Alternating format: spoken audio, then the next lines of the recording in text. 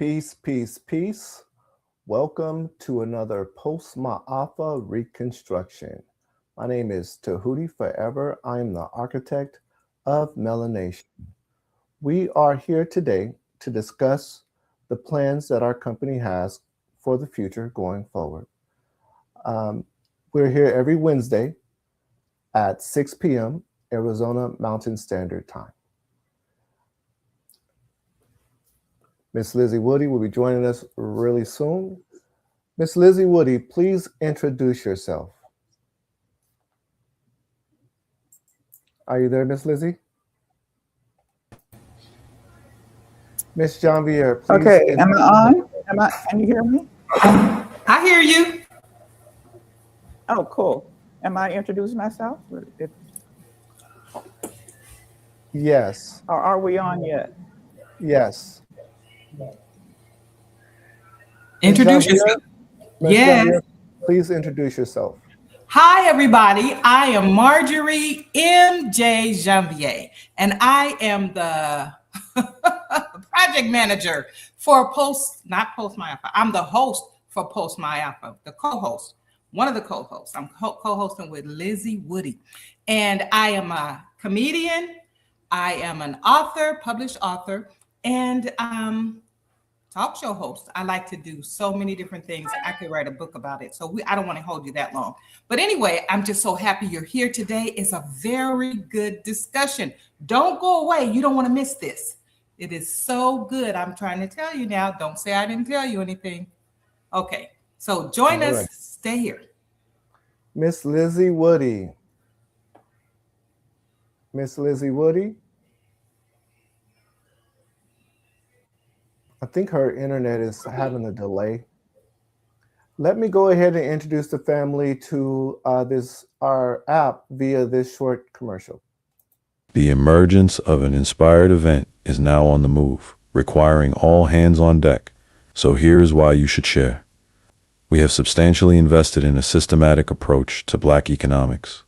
Our mission is to empower and uplift our community, both online and in the physical world where birds fly. Interestingly, your monthly vote steers the direction of the company.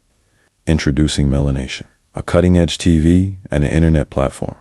It's making its way to the world stage with over 400 pages of state-of-the-art features. Features include movie streaming, a production studio for influencers where your production will be displayed through the television, a dating site that can be accessed through the TV, a Google Maps-powered satellite mapping system for registered Black-owned businesses and entertainment, making it easier for you to locate the community near you, and much more. We're bringing everything the community needs under one roof in order to build the proper infrastructure across the nation. Learn more on the Facebook page, family. The time is now for your participation to shape the direction of this community-powered company. Ashe, ashe, ashe. Miss Lizzie, are you there? Can you hear me now? Yes, we can hear you. If you can please introduce yourself. Oh, yes, okay. Yes, sir. Good evening. Good evening to everyone. This is Lizzie Woody. Finally got my act together as far as the song. I have been in Arizona for a number of years, and my journey here has been working within my community, trying to make sure that, we work together, that we know what's going on in the community, and just to do what I can to be a resource to the community. But anyway, now we have MelaNation App, of which, wow, I'm so excited about it right now. And I'm hopefully you will be as well, because we're going to have a discussion about it. So welcome and enjoy the show. Thank you. Yes, indeed. Yes, yes.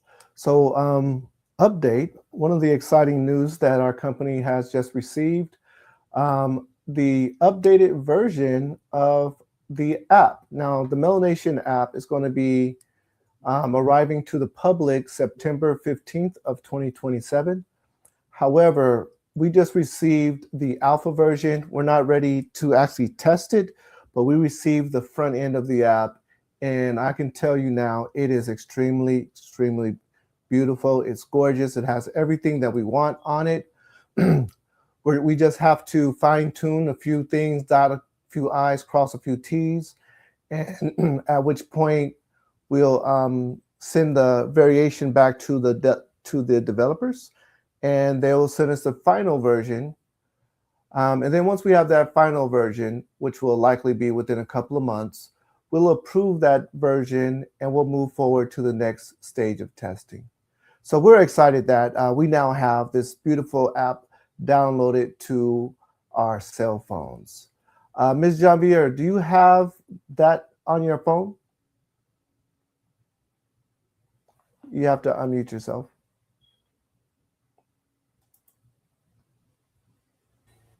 Yes, I do have it on my phone. Thank you. Okay, well, what did you think about this new version? I like it. But gosh, I like both of them. So, but yeah, I like the new version too. Yeah, I have to say I like it. Yeah, so the new version has all of the features. The previous version had about half of the features, had about 22 features. This new version has 49 features. So yeah, and it's done correctly. It seems like the developers really listened to my direction and advice, and they did a really good job following those instructions. And the app is very beautiful, very, very beautiful. I'm definitely happy with it. Just some minor details that needs to be addressed, but it is a process. So just changing these minor details may take a couple of months before we receive a third version. And I'm really hoping that this third version will be the last version where we can go ahead and give that approval to go over into testing. That would be nice. Yes. So Ms. Janvier, can you go ahead and introduce the audience to the MelaNation.co? I sure can. MelaNation.co is where you go to find out about the MelaNation app, which is coming out September 15th of 27. Right, 2027. That's Dion's birthday. Right. I slipped my mind for a second. Every MelaNation starts with you. Mela Community is a powerful all-in-one platform designed to connect, empower, and elevate the global melanated community. From networking and business growth to content, events, and opportunities, everything lives in one ecosystem. And our next section that I'm gonna tell you about here is Mela. Okay, here we go. Mela Community is not just another social app. It's a digital nation where culture, commerce, and collaboration come together. Whether you're a creator, entrepreneur, professional, or community leader, this is your home. Yes, indeed. And I was looking at the new version of the Mela Community, and it is fantastic. We finally have the coin generator where people can start earning points, which is very important because the point system for MelaNation allows you to move up on the leaderboard. Mm-hmm. Okay, are we ready for Mela News? It's the next section. Okay, Mela News, a Post-Maafa reconstruction instrument. The Post-Maafa reconstruction phase begins with narrative sovereignty. After centuries of displacement, extraction, and distortion, our first responsibility is to reclaim the power to define reality for ourselves. Reconstruction cannot occur while stories are being told by, wait a minute, let me back up a little outsiders, filtered through hostile systems, or reduced to spectacle. A people disconnected from their own narrative cannot coordinate their future. And this is very, very true. For centuries, we've been told how we should think, how we should act by people who don't have our best interests at heart. Right. So a people disconnected from their own narrative cannot coordinate their future. Now we're going to go to the next section. It is the delegates, one of my favorite sections. MelaNation is a digital representation of the conscious community, placing the fate of the community back into the hands of the community itself. To achieve this, MelaNation is governed by a committee of delegates chosen directly by the people. Leadership is not appointed from above, nor concentrated in isolation. Delegates are selected through collective decision-making, funded and staffed by the community, and empowered only to the extent that they produce measurable positive impact. So they're just not getting a free ride. They have to actually be doing their jobs. Like I mentioned a moment ago, the coin generator is very important because it gives you a certain status on a leaderboard. Right. And if you want to become a delegate, you're going to need to have some type of status where people can see that you are dedicated to the melanated community. So when you apply or you run to become a delegate, that's going to be an important stat that people will be looking at.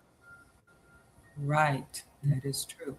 And our next section is movies. Oh, how much I like to watch movies. I'll spend the whole day being a couch potato watching movies. And so this is a core feature. We utilize entertainment as a strategic gateway to reach the community at large. Culture draws us in, but consciousness keeps us together. Through stories, through shared stories, music and creativity, we gather the people, transforming attention into alignment and participation into purpose. Galvanizing the community is not a slogan, it's the mechanism of empowerment. Yes. So we are using entertainment as a way to bring our community together. You know, if a lot of people have subscriptions to a lot of different television networks, streaming services. So we want to make sure that we're offering that service as well. Let's say you come on to MelaNation and the only reason why you're coming is so that you can watch the movies that we have on our platform. Right. Well, that still stimulates our community. You're still supporting our community because the more people that we have watching our movies, that strengthens our company at large. Right. So that's fine if you come just for movies. Was that your last section? Yeah, movies. Is there another section? No, I'm down to other features. Okay, well, we can discuss other features. Okay. Can you scroll a little bit so we can see those other features? Yes, that's fine. Let me make this a little bigger. So we have the videos hub. If you can take the mouse off of there, so it'll scroll. Yeah, perfect. Okay. So we have the Mela Market, where you can buy and sell things just like any other marketplace. Right. We have courses. We have a job board where you can actually apply for jobs. You can actually put the application in through MelaNation. We have a video studio where you can create your own content, which will be loaded up onto the television because this app is downloadable to your Apple, Android, and to the television. There's another scroll lower. Can you scroll down? A little bit. Okay. No problem. Right there, yes. Little bit lower so I can see the bottom of it. Perfect. Okay, so you're able to place ads, business ads on our app as well. If you can move that mouse so I can see the next. Yes. Yeah, that was messaging connect. Messaging. Oh, okay. And then you have courses in learning where you can find teachers and you can just keep the mouse off. Okay. While it scrolls. So there's a lot of features. Like I was mentioning before, MelaNation, the previous version that we had only had about half of our features. but now we have the version downloaded to our phones that has almost 50 features. It has 49 features. I believe that's all the features that we're gonna be putting out.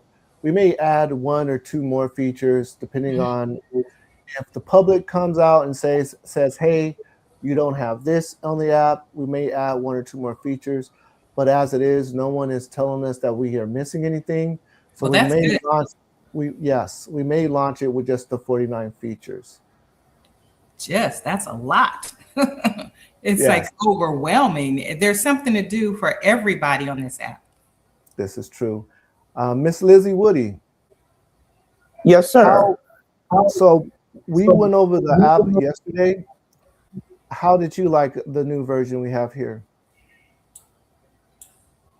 Should I stop sharing now? I loved it. I'm sorry. I was saying, should I stop sharing now? No, I loved it, and the fact that it represents the needs of the community. Mhm. And as you said, we have 49 features, but anything that we're missing, that could be added on. So, and as far as the general public, if you're watching, know that you could be up there, you could be a part of some of the features that's up there, and consider we have a whole year to build, a little over a year to build it, and plenty of time to figure out where you're going to be on the app. It's as far as services, as far as whatever you need. Right. So we're just saying, get involved. Yes, indeed. Absolutely.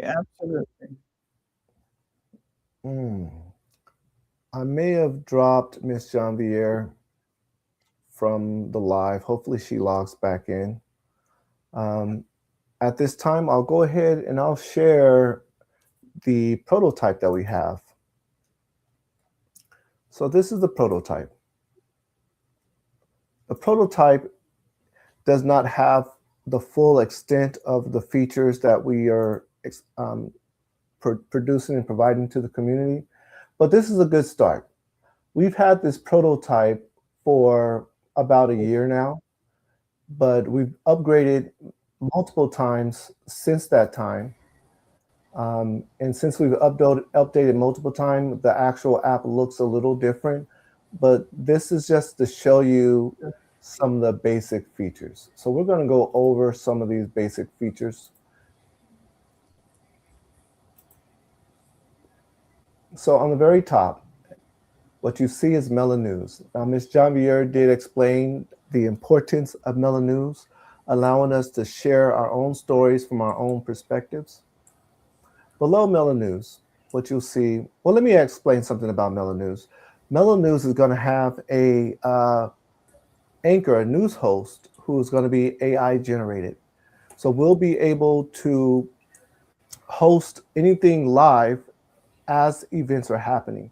Let's say something in New York is transpiring and someone tells us, they make us aware, we'll be able to go live immediately and upload that information to MelaNews to share it with our audience. And we have the AI by the name of Mela, who will be able to explain the situation live. That's great. That's Right. great. I'm looking So forward to it. yes, there won't be any downtime in between any live news that needs to happen, that needs to be shared right away, because everything is happening digitally. Next, what we have is the scroll. Now, if you can see this, do you see the scroll movie? I do. Okay, great. As you can see, there's only maybe 10 items on that scroll that I was scrolling past. And the new version has, the scroll goes for, almost 50 different features. But on this scroll, you see posts, regular posts. Now with our posts, if you like someone's post, that generates coins for them, and that makes them higher on the leaderboard. So instead of posts, likes, and thumbs up being just for just for popularity. Now it's to a point that it affects them in their status in the community. They can then become assessors if they have more coins than everyone else. They can become an assessor, and if they're run for a delegate, we can see that how important their post has been to our community. We have MelaDating. Now, on the new version, MelaDating has 4 sections, not just this one section. The new I saw that. version, yes, yes. In fact, you know what? Maybe I can pull it up on my cell phone really quick. 4 sections. Ooh, I can find somebody quick. I knew you were going to jump on that one. Yes. So the new version, what it has is dating live. Actually, let me show. See if I can show this. So this is the app that we actually have on our phones. Okay. And I'm not sure if you can see, but there's 4 sections for dating. Can't read it, but I can see it. Right. So the new version has dating live. Now, dating live is where you can join someone in a live conversation and everyone can watch the conversation. We have the dating chat rooms. The chat rooms is a group of people who's agreed to conversate with each other, basically all at the same time.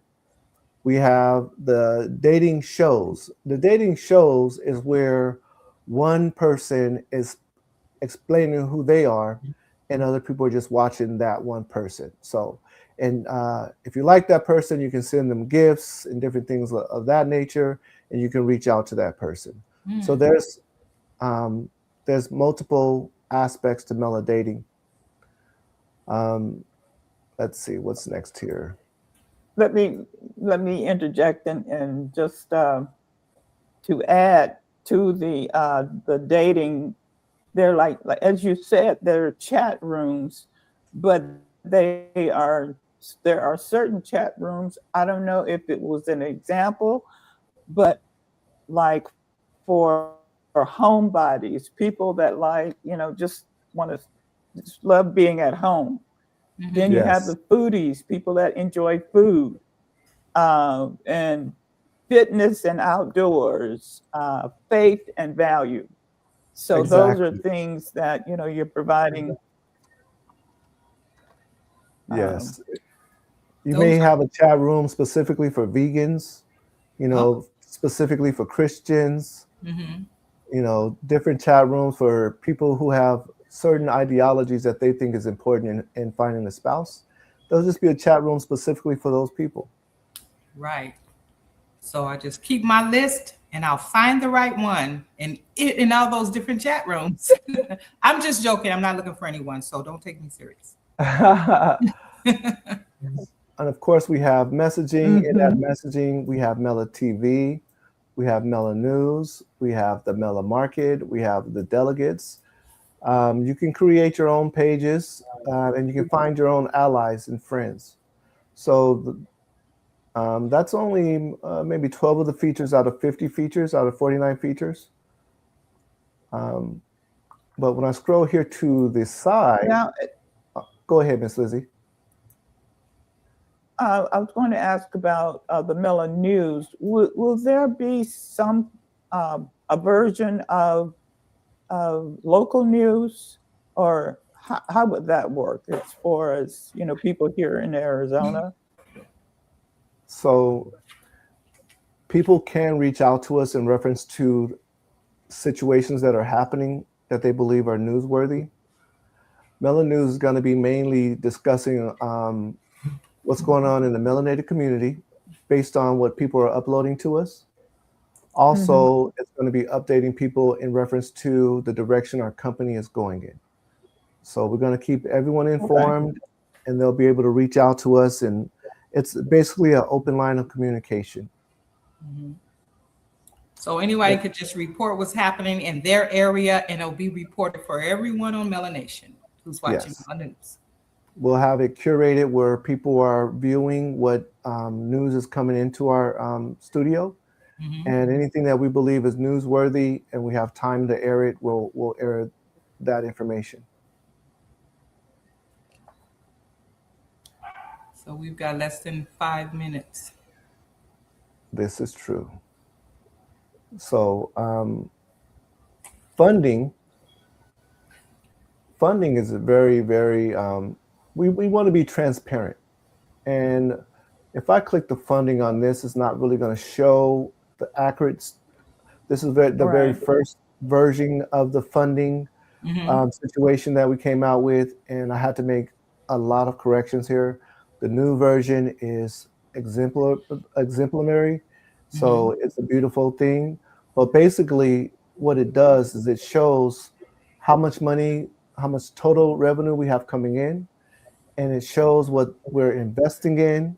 It shows how much our sales agents are making in commission, and it shows how much stimulus is going back into the community.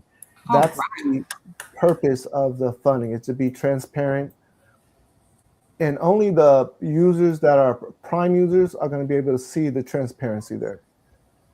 So what are the prime users? What do they have that I don't have? Well, you are a prime user. I'm just joking. So But so when I say prime users, I'm talking about people who have verified that they are melanated users and they made it to the prime board. If I go over to, let's see, the leaderboard, you'll see that there's a collective board here, and then there's a prime board. okay. The prime board is full of the people who are able to give instructions, who are able to vote, who are able to become assessors. These people are able to become delegates. But they've gone through the process of the screening process to verify that they are melanated users. Okay. Can you talk a little bit about the delegate? I saw that there were like subscription plans. 2 minutes.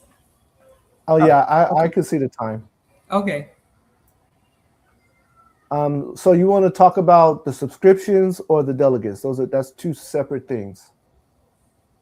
Yeah, because I thought I was looking at delegates, and then I saw there were monthly plans. If you wanted to add Mela TV, Mela Market, maybe I was Yes. looking at it incorrectly, but No, that just yes. So we'll go over here to subscriptions. And again, this has been updated as well, but the pricing is still about the same. So the way the subscriptions work, you can download the app for free, and you'll be able to get to use almost all the services. However, there are premium services that we use only right. for people that subscribe. And the plan is basically $20 a month, is $19.99. But you can also increase the value by upgrading your television service, upgrading your market service, upgrading your dating service, and you can update your Mela community service, which is not on this screen at the time. Yeah. But each of those have different values that adds, and it gives you a more premier service. But you don't have to actually subscribe to be a melanated user. But $19.99 is not bad. That's a good price.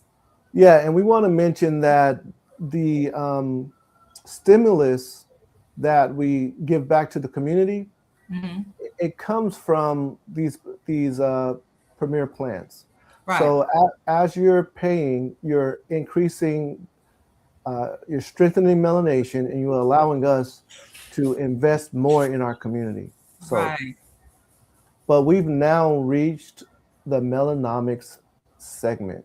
So we want to go ahead and switch gears. We have a very special guest, and I'll go ahead and switch over here to our special guest speaker.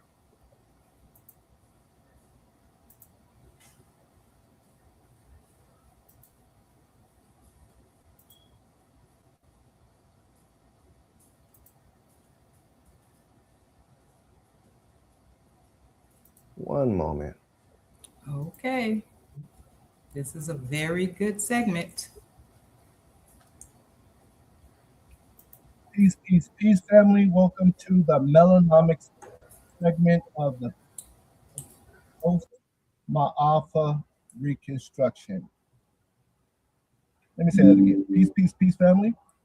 Welcome to the MelaNomics segment of the Post-Maafa Reconstruction. We are here today with a good teacher and scholar by the name of Osir Imhotep. Please, Mr. Imhotep, introduce yourself to the family. Peace and blessings, peace and blessings. Firstly, I like to say thank you to you and your audience for having me on the program.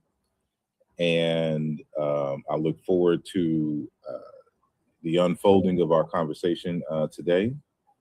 But in terms of a little bit about myself, I am a computer scientist who also moonlights as an Africologist and linguist.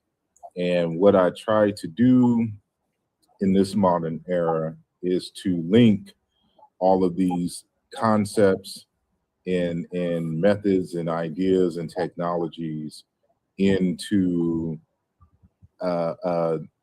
a neural network of sorts to help African people advance, more triumphantly into the future, if that helps. Ashe. So can you tell us how you began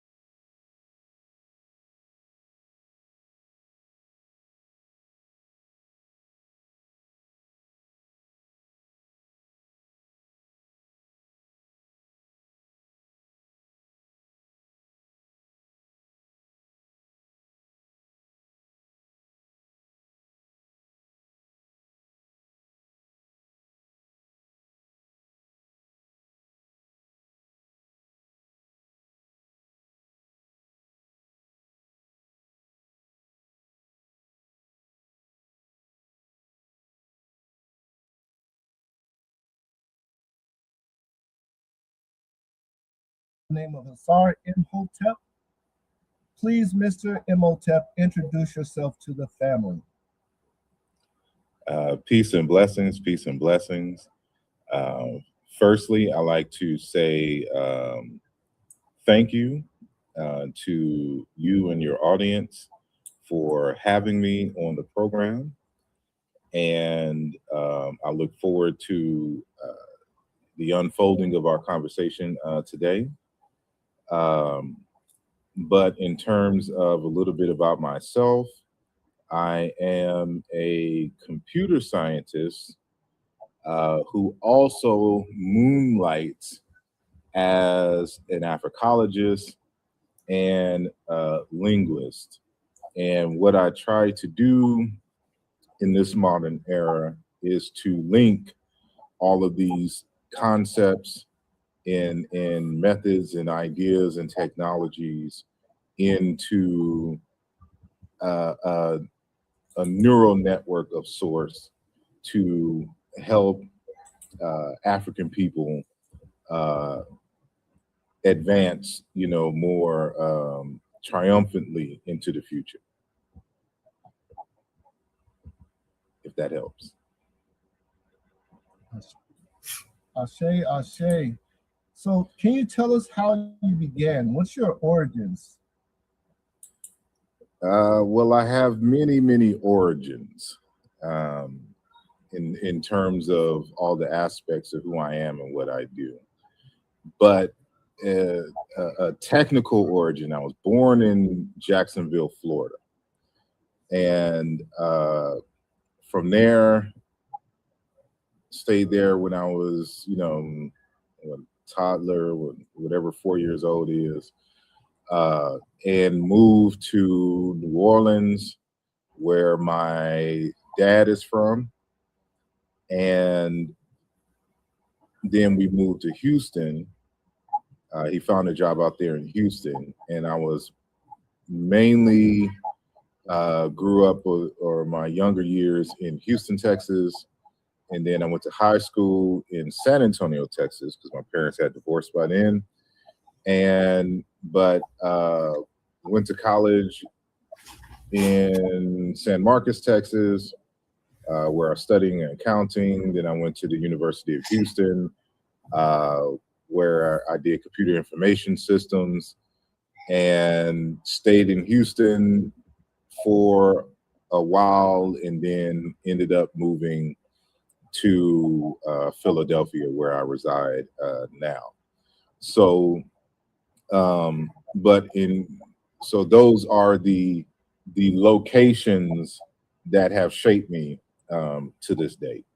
So experience-wise, in those early years, I resided in predominantly European, quote unquote, white neighborhoods, so to speak, and went to white schooling. And as a young Black boy in the South, that can be a traumatizing experience on many different levels, right? And so even though I may be young to certain people's time scale, because I just turned 47 on July the 30th. So, I don't have the civil rights experience or growing up in the 70s, even though I was born in the last 6 months of the 70s.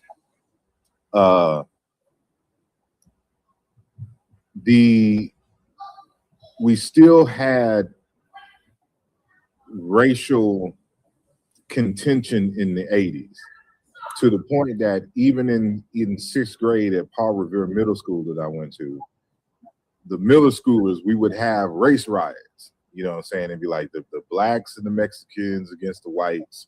And I recall, for example, like going to the bathroom and you'll see "go home N-word" with hard R, scrape into the mirrors and stuff like this. And you had to constantly fight these future Ku Klux Klan babies.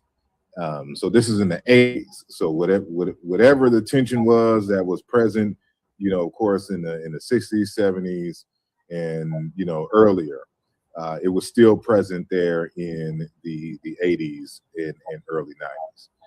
And I say this because this helps to shape my interest into Black people, Black culture, and history, because this is stuff that I didn't learn at home.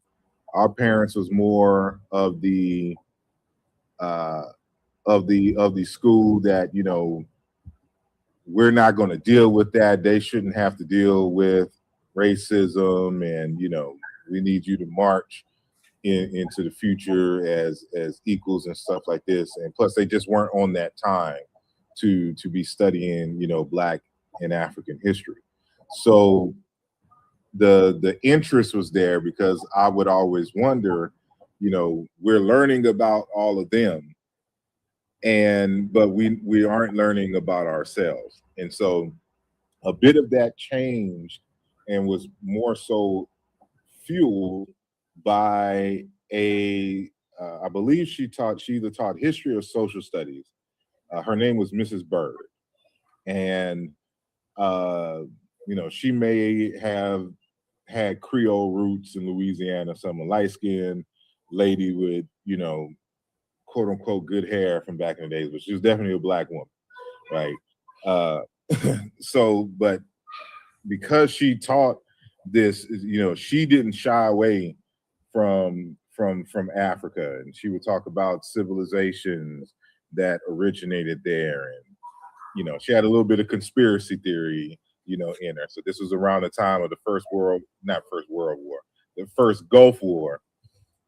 So she'd be like, we in Houston, Texas, they're going to come, the terrorists is going to come here, so we got to get prepared. She had a little bit of that in it.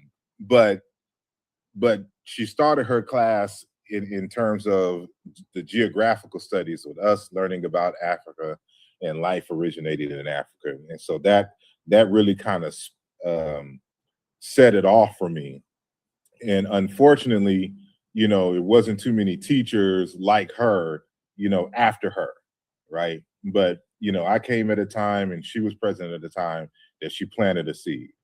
And so not too long after that, situations happen, divorces, family gets split. My mom's mom's side of the family is primarily located in San Antonio, Texas.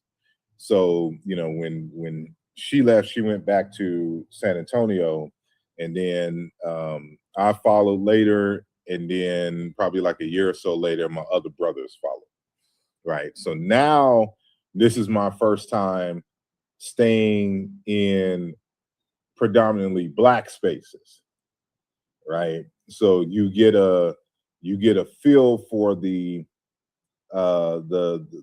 culture and issues, and just everyday Blackness. And it's not that I didn't experience that at any time. It's just that now I'm immersed in Black culture. So you would think in a San Antonio, Texas, there's not many, there's no Black people there, but there's at least at the time, east side of San Antonio was predominantly Black. So I went to Sam Houston High School, did my 8th grade year in at Martin Luther King Middle School, and so had experiences there. There I became a Hebrew Israelite. I left the Hebrew Israelites once I got to college. When we was at Southwest Texas State University, they didn't have a Black Studies program. So the students had created organizations, and one specifically was called Kumasi. And that was basically a self-study research team. And because they were a student organization, of course, you can get funding, and they would utilize that funding to raise money to get speakers down. So they would, of course, bring like your Anthony Browders, your Naeem Akbars. I think they brought Dr. Ben one year, right? So you get hip to these guys. But then I went to the University of Houston, and they have an Africana Studies program there. So you can take formal courses in African American studies. But they also, because I was at the School of Business at the time, they also had an African studies. And what I didn't realize is that the African studies and the African American studies were two different programs. And I took the classes that was necessary for what I thought were for the African studies courses, but it wasn't. They were African American studies courses. They went under that wing. So I had to go back and take, the 12 hours of African studies courses. So, more money, more time, but beneficial in the end, come dealing with what I deal with, more frequently in this day and age. So, but it's through, the University of Houston and Africana Studies and Africology that I really started to hone in and get deeper into the studies of African people and culture and languages. That's where I, took my first Yoruba language course. I met the mother of my son, and just a whole bunch of life happened there. And so it was a process in terms of trying to weed out the Abrahamic and Eurocentric worldviews and frameworks, so I can properly immerse myself in African culture and languages. And as a result of that, I've been able to unlock certain things that many people may not be able to see because they do not have the Africological lens that will illuminate certain things, that will point you in a direction and say, look at this. This is important. Now compare this to this, and triangulate that way. And so that's what I've been able to do, throughout the years, and studied under many good scholars, worked with many good scholars, and published in these particular areas. And so my concentration has been really on African cultures, languages, philosophy, spirituality, and the like. And I've juxtaposed that with my studies in computer information systems, software development and engineering, and now artificial intelligence, and with fruitful results. So I hope I answered your question in a satisfactory way. Yes, indeed, Ashe, Ashe. So, in your studies, what is one of the things that you would say was very influential, powerful thing that you've learned by studying the linguistics? Well, it's the linguistics piece came in as a result of kind of two paths that kind of converged on each other. And the first one is, being introduced to Cheikh Anta Diop. And, in undergrad, when I would be studying his work would always come juxtaposed with, variations of ancient Egyptian words that existed in the Wolof language, right? And, at the time, I didn't have access to all of his books, but in the search for his books, and of course now you get introduced to Theophile Obenga and other scholars, you find that their works are primarily in French. So right. You have to kind of really access their works. There's scholars that many people may not be familiar with, like Oscar Profuma, Abu Bakr Musalam, right?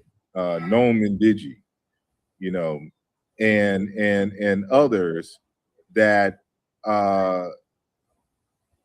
that are in that space, but they primarily work in the French language. You know, even though their native language is whatever it is, they primarily write in French. So there's that, and then there's an organization in Houston, Texas. There was the Talking Drum. There was the Taseti African Historical Society, right?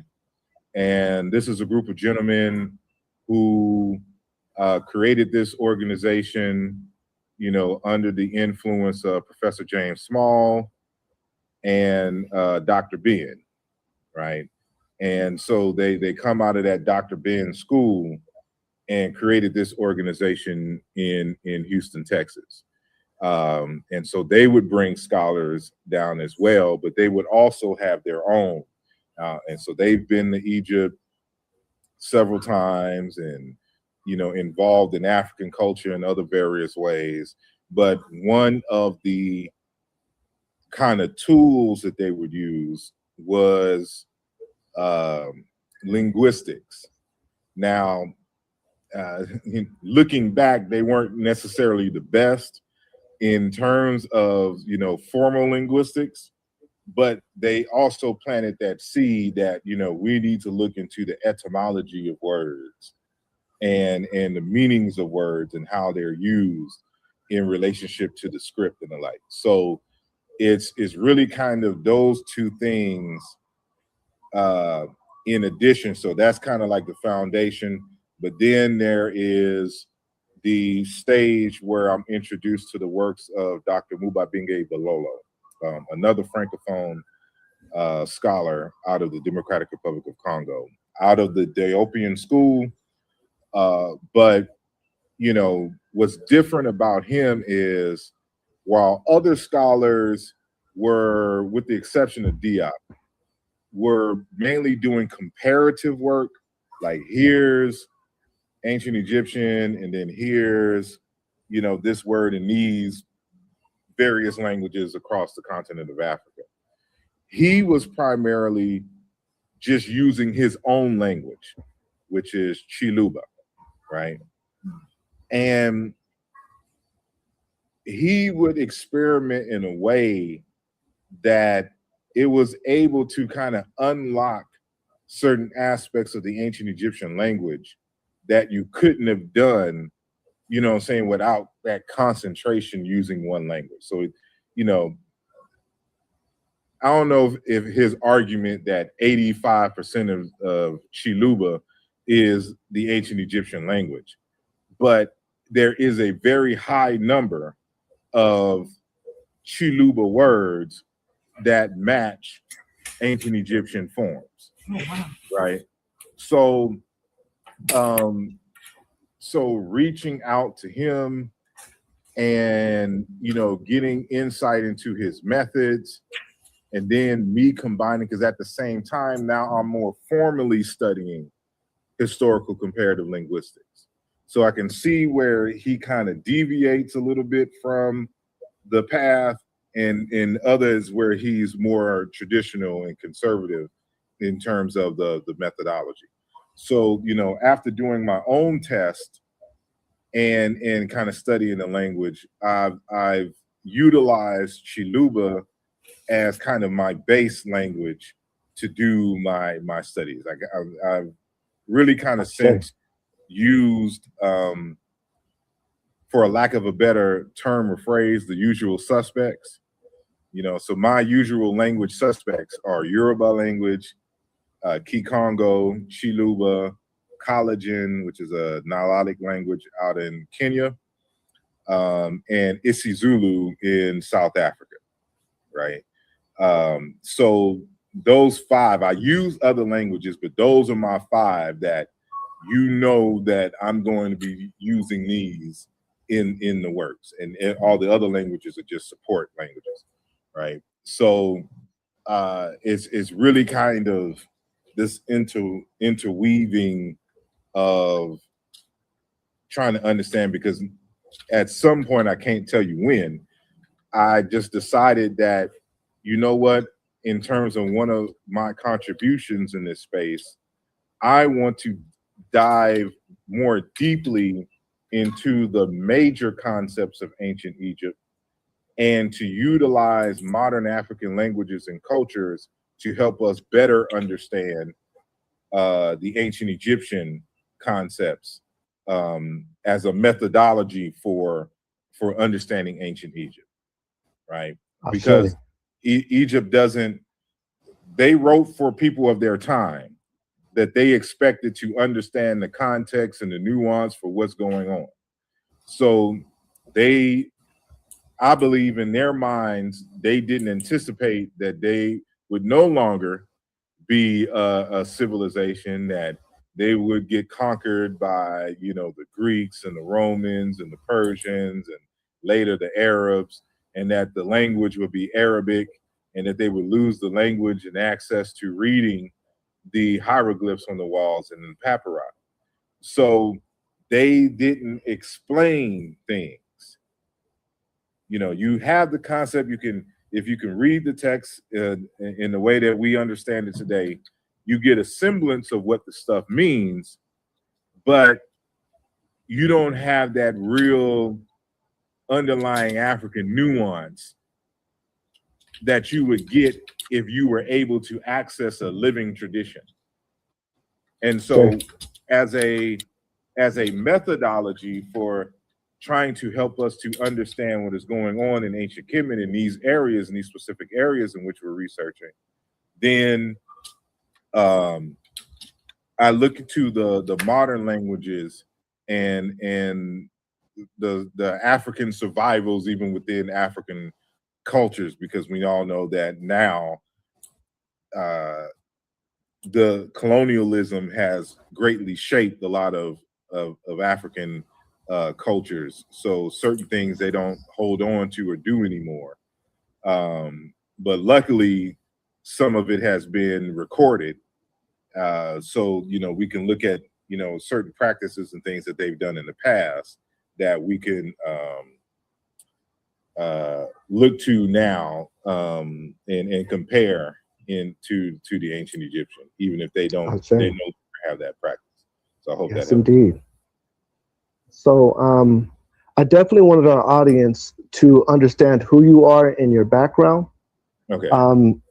As far as a linguist and things that you've studied and basically your teachers and everything that you've described thus far. Here at the Post-Maafa Reconstruction, what we're focusing on is community building. And I see you as a pillar in the community, the Kemetic community, the conscious community at large, the Black community. And, you know, I see you and I follow your story and your teachings. Why is the community important to you?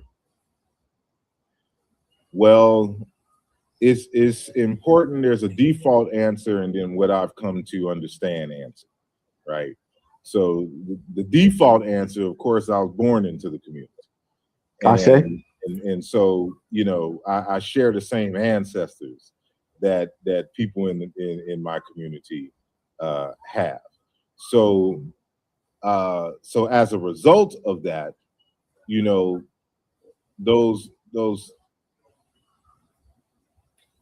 going back to what I stated at the beginning in terms of my early part of my childhood, growing up in these European hostile spaces, they made it clear that, you know, we ain't them, and, you know, we would not be equal to them.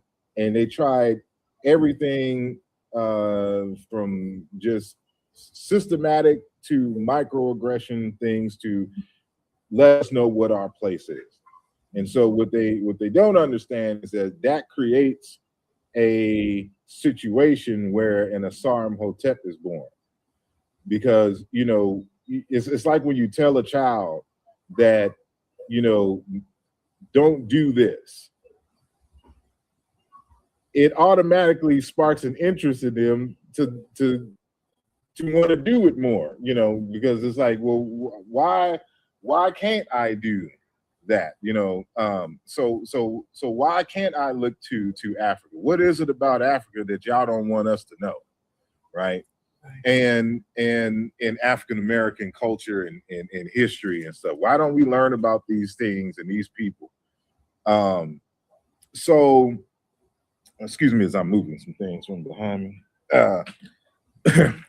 So the growing up in these spaces and then moving to a predominantly Black space, I noticed the gap in education and resources from the neighborhood in which I lived, in my early years on the west side of Houston.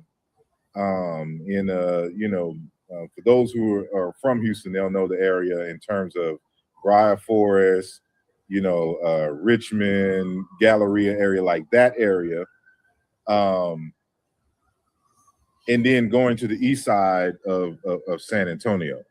Well, we don't have any of that stuff that you would find on the west side of Houston, at least back then when I was in the early 90s while I was there. So this is it. You see the discrepancies on the distribution of resources, the presence of resources, the quality of education and the like. So now you're asking questions. Well, how did this be?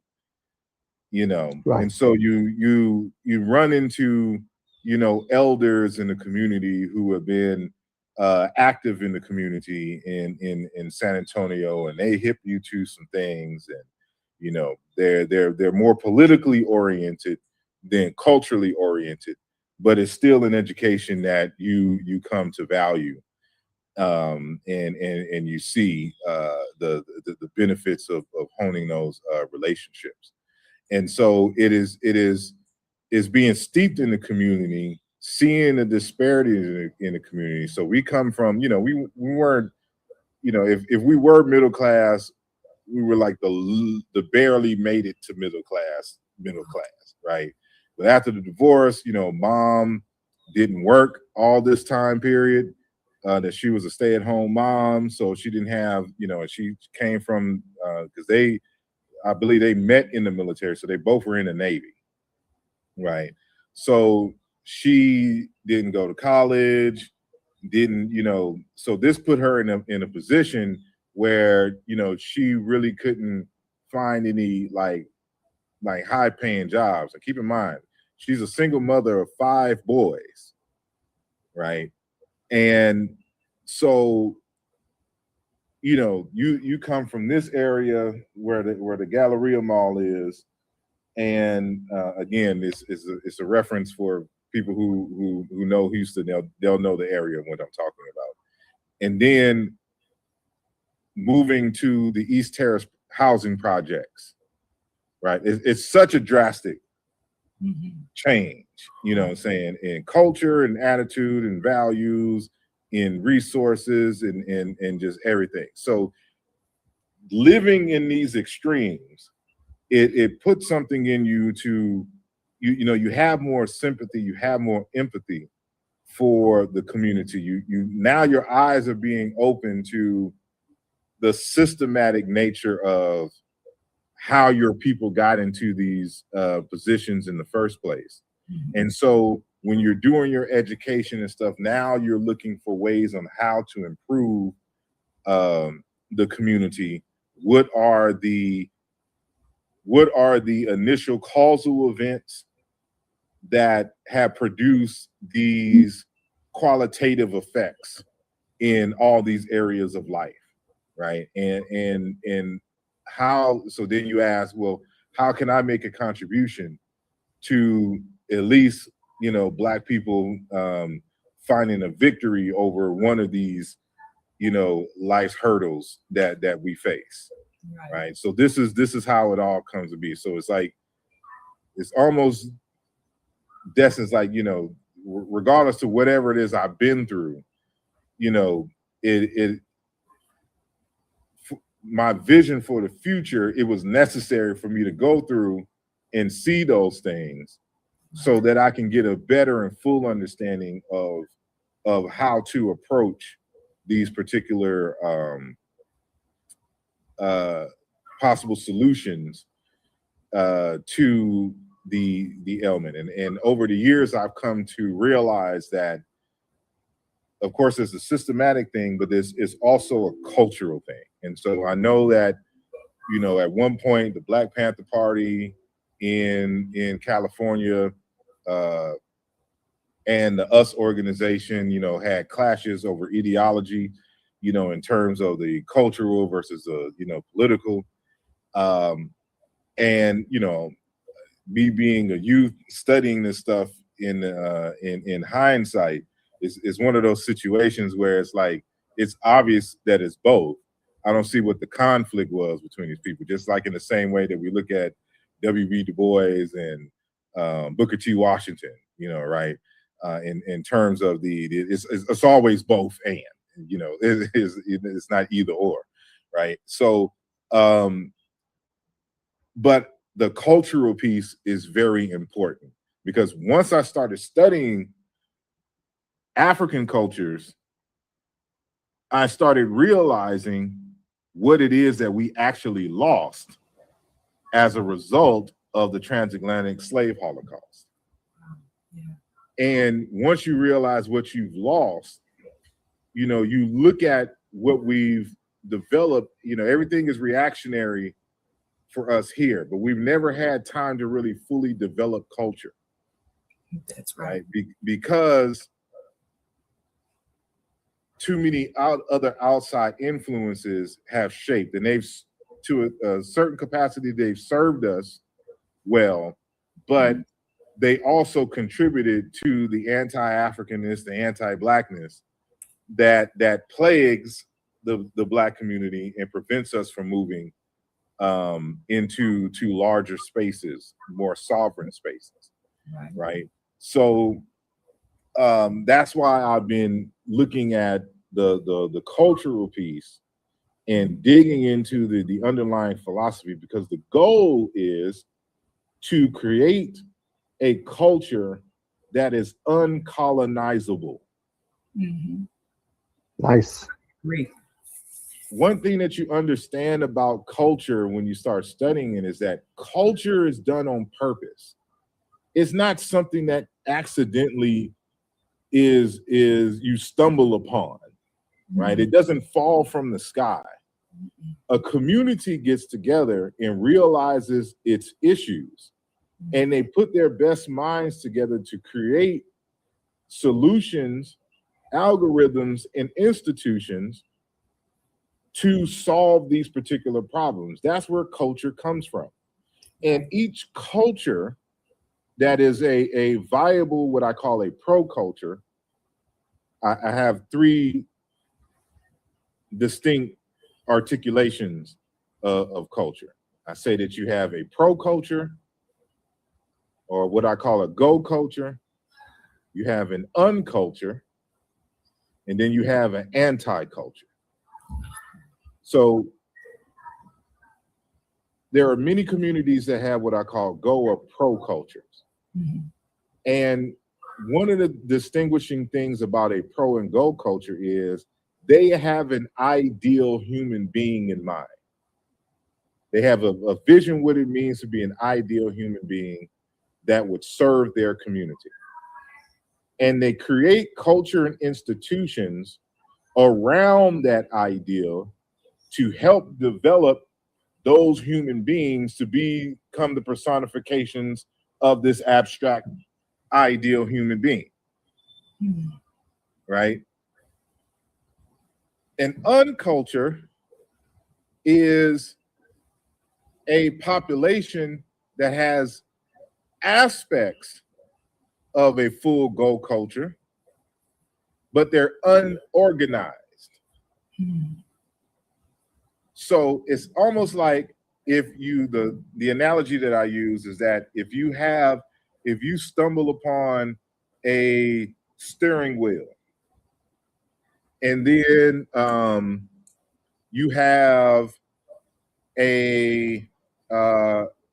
two tires, you have one axle, you have a random back seat, and then you have a gas tank, right? You have elements of a car, but that's not a car, right? You can't drive nowhere because it's not systematically attached. All the components are not present, and they're not systematically connected that you can go somewhere and utilize it for whatever you need, you normally use a motor vehicle for. Mhm. Then you have what I call an anti-culture, and that is everything that is about that population's social habits is anti-culture, right? That can exist as a subculture within a culture, or it can exist as the entire culture. Now, Wait, can you explain that one more time? An anti-culture is a culture whose is primary values, its primary sets of habits and behaviors are anti-culture. They do not promote the development of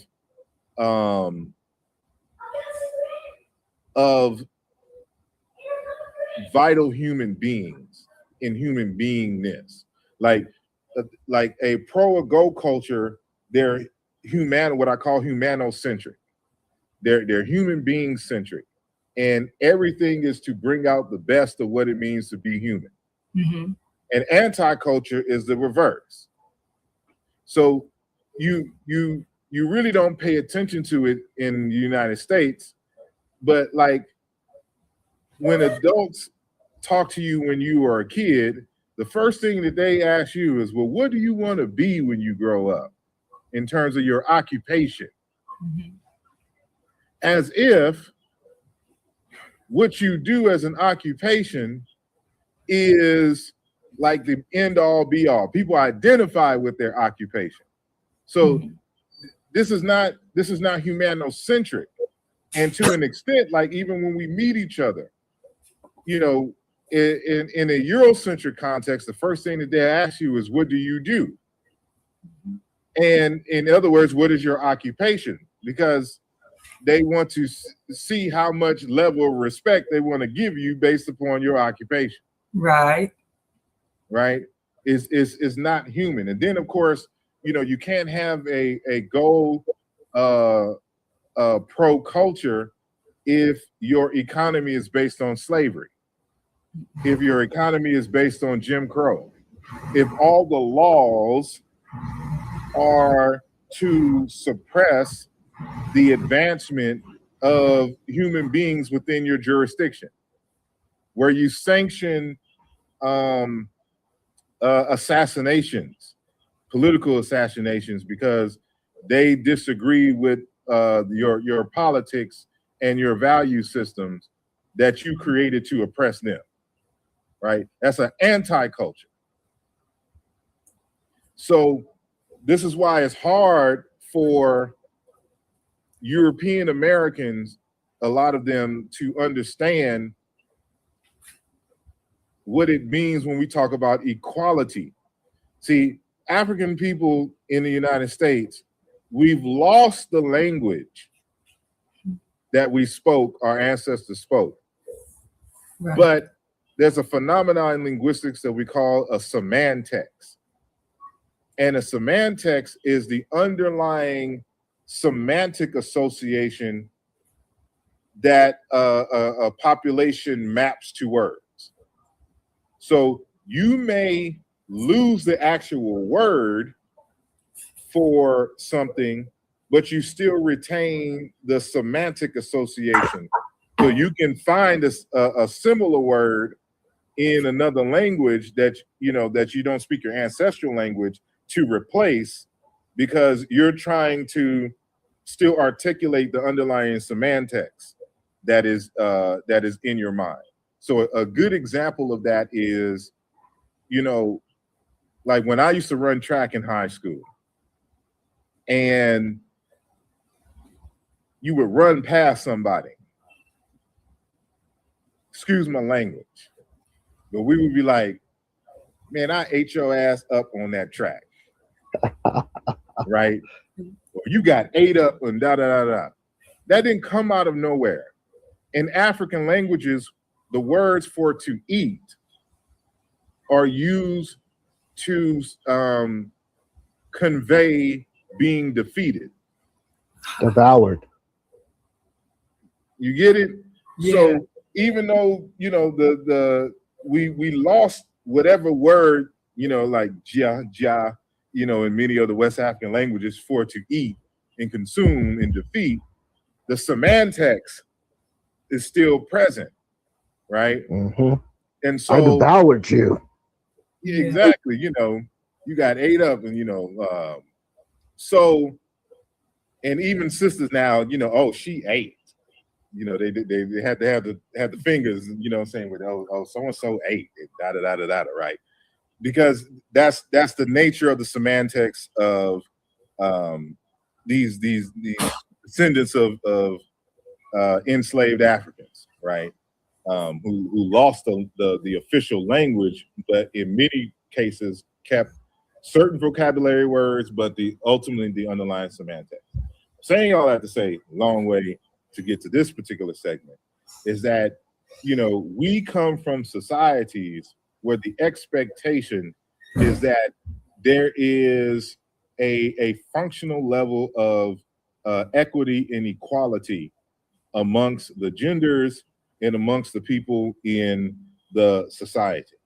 So we've always been fighting for that since we got here. But that's not a concept that they understand in Europe. They only understand classism, and this class, you know, is above all the other classes. And all, if you study European history, that's all it is that it's wars being fought over who can now be the dominant ruling class of the peasants, never for equality. You know, they talk about democracy and voting, like, you know, it's never for everyone. It's always only for an elite. Right. So that's why, you know, every man is created equal. They weren't talking about us. They were talking about them. Yeah. And they didn't want everybody to vote. So no women, no people who were not of the land ownership. They have an anti-culture. They don't understand this. So when you have these dark-skinned, you know, Negroes from the continent of Africa demanding equality, they may not have had the word ma'at in their vocabulary, but they had the semantics because they come from cultures where this is the understanding.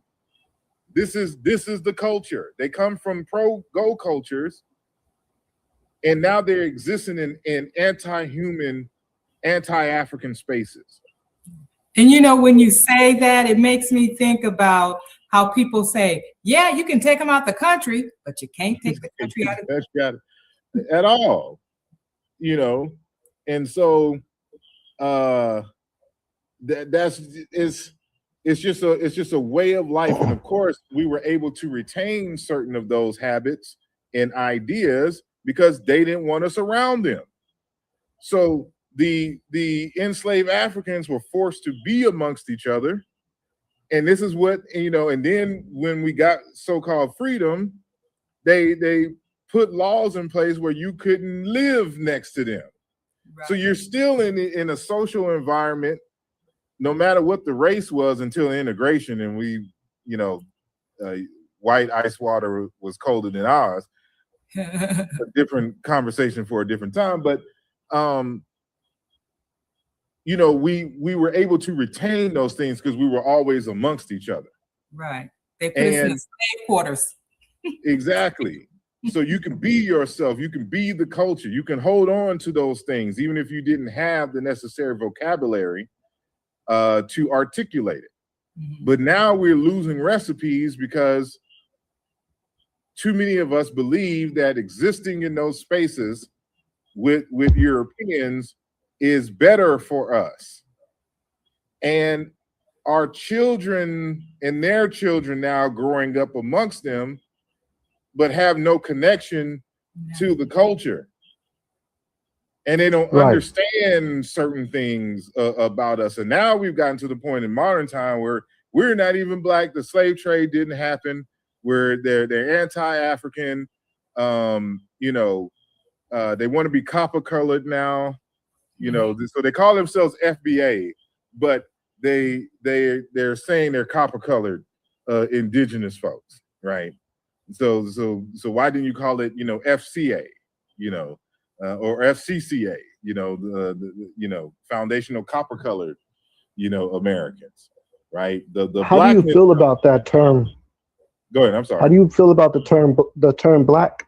How do you feel about that term being applied towards melanated people? It is not our semantics. Because when you come from a pro and go culture,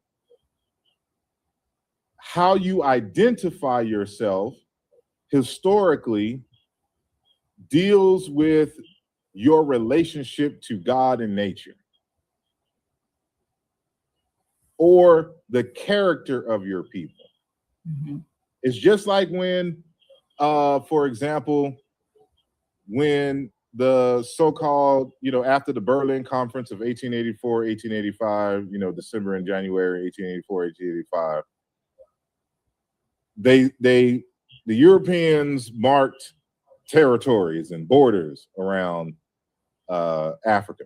And so there's a place that was called Upper Volta at one point. And, you know, once they got their independence, they renamed it to Burkina Faso. And the meaning of that is the land of the upright people. So you see, when they named themselves, it wasn't based on their physical features. Right. Because Blackness is only relevant to those who are quote unquote not Black.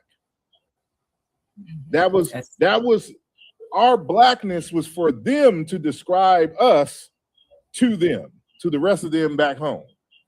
That's how you get Sudan and Ethiopian and all these other particular names, right? And Negro and Negro and all these other terms. These aren't names we use for ourselves. Because it makes no sense when everybody else around us is the same color. Who are we distinguishing ourselves from, right? Now, I get it as an operational concept in the modern area, in the modern era, to get us to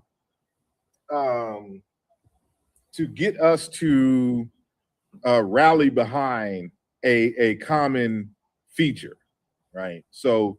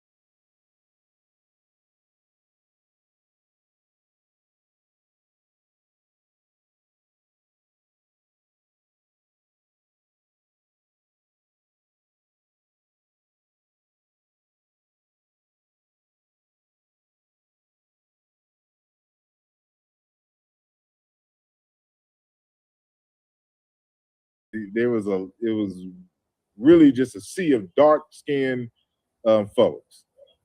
But now that we've been here in the United States and places like Brazil, and we've been intermingling with a lot of us forcefully in the early in the enslavement period, and then in more recent times voluntarily,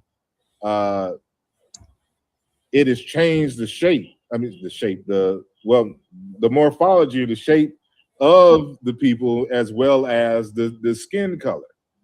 So now blackness is an abstraction more so than a physical description, right? Because who are we going to say Elijah Muhammad's not black, and Louis Farrakhan and Halle Berry and Albie Shore, whatever. It's now it's encompassing more than that. But if we're going to rally together, it has to be something beyond skin color, and we're going to have to find an identity that speaks to the essence of who we are in our spirit, and move on from there. Yeah. Well. Yeah. So what? I'm sorry. Go ahead. No, it's like what I'm hearing you say. In my mind, it's from the time period of the enslavement, because people wanted to live in the White House. I mean, the White House, the big house. And they didn't want to work in the field from sundown to sun, from sun up to sundown. So now people want to be in the big house. They still want to be in the big house, which is around Caucasians, because they have more money. They live in a nice neighborhood. There's no one going around being no gang members up there. So they still want to go to the big house. I'm sorry, I'm trying to adjust this light. Oh, that's okay. Yeah. And Yeah, this is true. So when I looked up,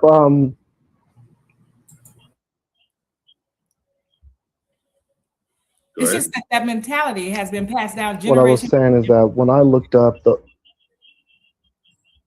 there's a delay on both of y'all ends for each other. Oh, okay. Go ahead. When I looked up the origins of classifying people as white and black, it said that it originated with the transatlantic slave trade, or in that time period of when they wanted to distinguish who could be enslaved and who could be the slave master. Yeah, that's how a lot of traditional enemies in Europe became white, because like with the Scot-Irish and the Italians, for example, they weren't considered whites. And the I'm sorry, this lighted, the battery went out, and I'm trying to, it doesn't look like it's charging and let me use it at the same time, so I have to let it charge. But anyway, I'm sorry. So they use the common Europeanness, labeled it whiteness, as the rallying cry, saying to be able to utilize the poor whites to make sure that there was a buffer between African freedom and mobility, and white people in general. But it actually goes back further than that. It may not have been a system of whiteness and white supremacy as it matured during the transatlantic slave Holocaust, but the your kind of earliest is with the biblical text and with the Greek text, right? So when the Greeks was coming into Egypt, they were describing the Egyptians as black. They use the word, melos, the same root where we get, melanin and, from, and but melos and, mela is an Indo-European word for black and dark, right? So they describe them as blacks. They use Ethiops for the Sudanese because they were a lot darker Like you know, when you get to Sudan and you start seeing black people that are actually blue, that's a different. You got to call them Ethiops. You know, like the burnt, like it's a rich blackness. So in Egypt is more like during their time is like, you know, yaw color, right? It's just a bronze, bright to reddish, dark reddish color. Like that's the color of the primary ancient Egyptians. So that was the melas and dark. But once you got into Sudan and you seen them tall Dinka and New Ears, and it was just a rich, like when you go to Senegal and you see how just rich and black they are, that's a totally different black, right?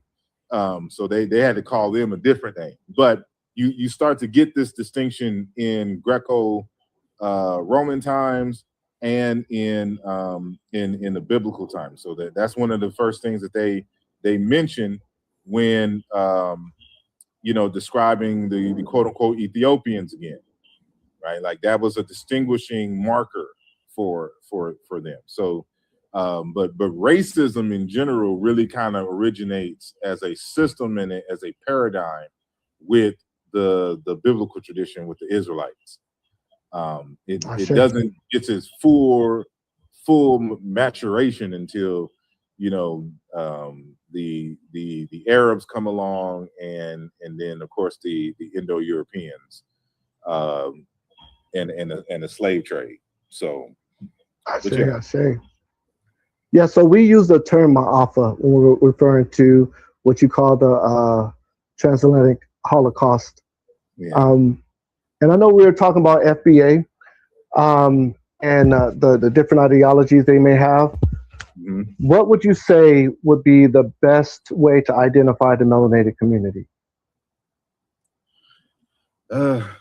Okay, so I've wrestled with this question before, and so this is, you know, during that time period is when I developed a scholarship for identity and the like. And I wrote a book way back in 2007, 2008 called The Bacala of North America. And I suggested that we use the word Bacala, kala being the root. It's a word, kala is a word for blackness in charcoal, and ba is just a plural prefix. It's like adding S in English to make something plural. So the boy versus the boys, right? So an individual will be a mukala. I have since changed my suggestion, and I'm going to have to update that text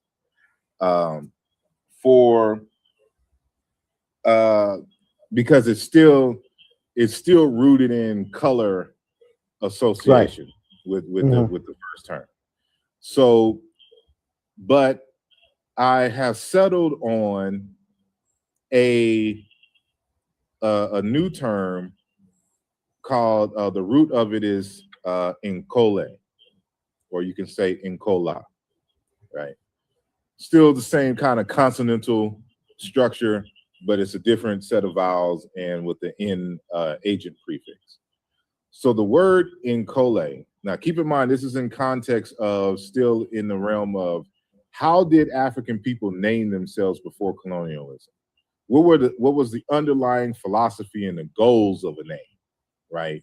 So there's various answers to that, but they include, of course, their associations with the divine and God and nature. And God and nature is really kind of one and the same in traditional African spaces.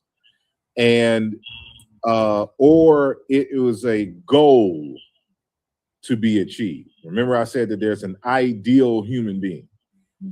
Or it just spoke to a characteristic or an essence of who you are, or the idea of the population. So like when they changed the name from Upper Volta to Burkina Faso, right? The land of the upright people.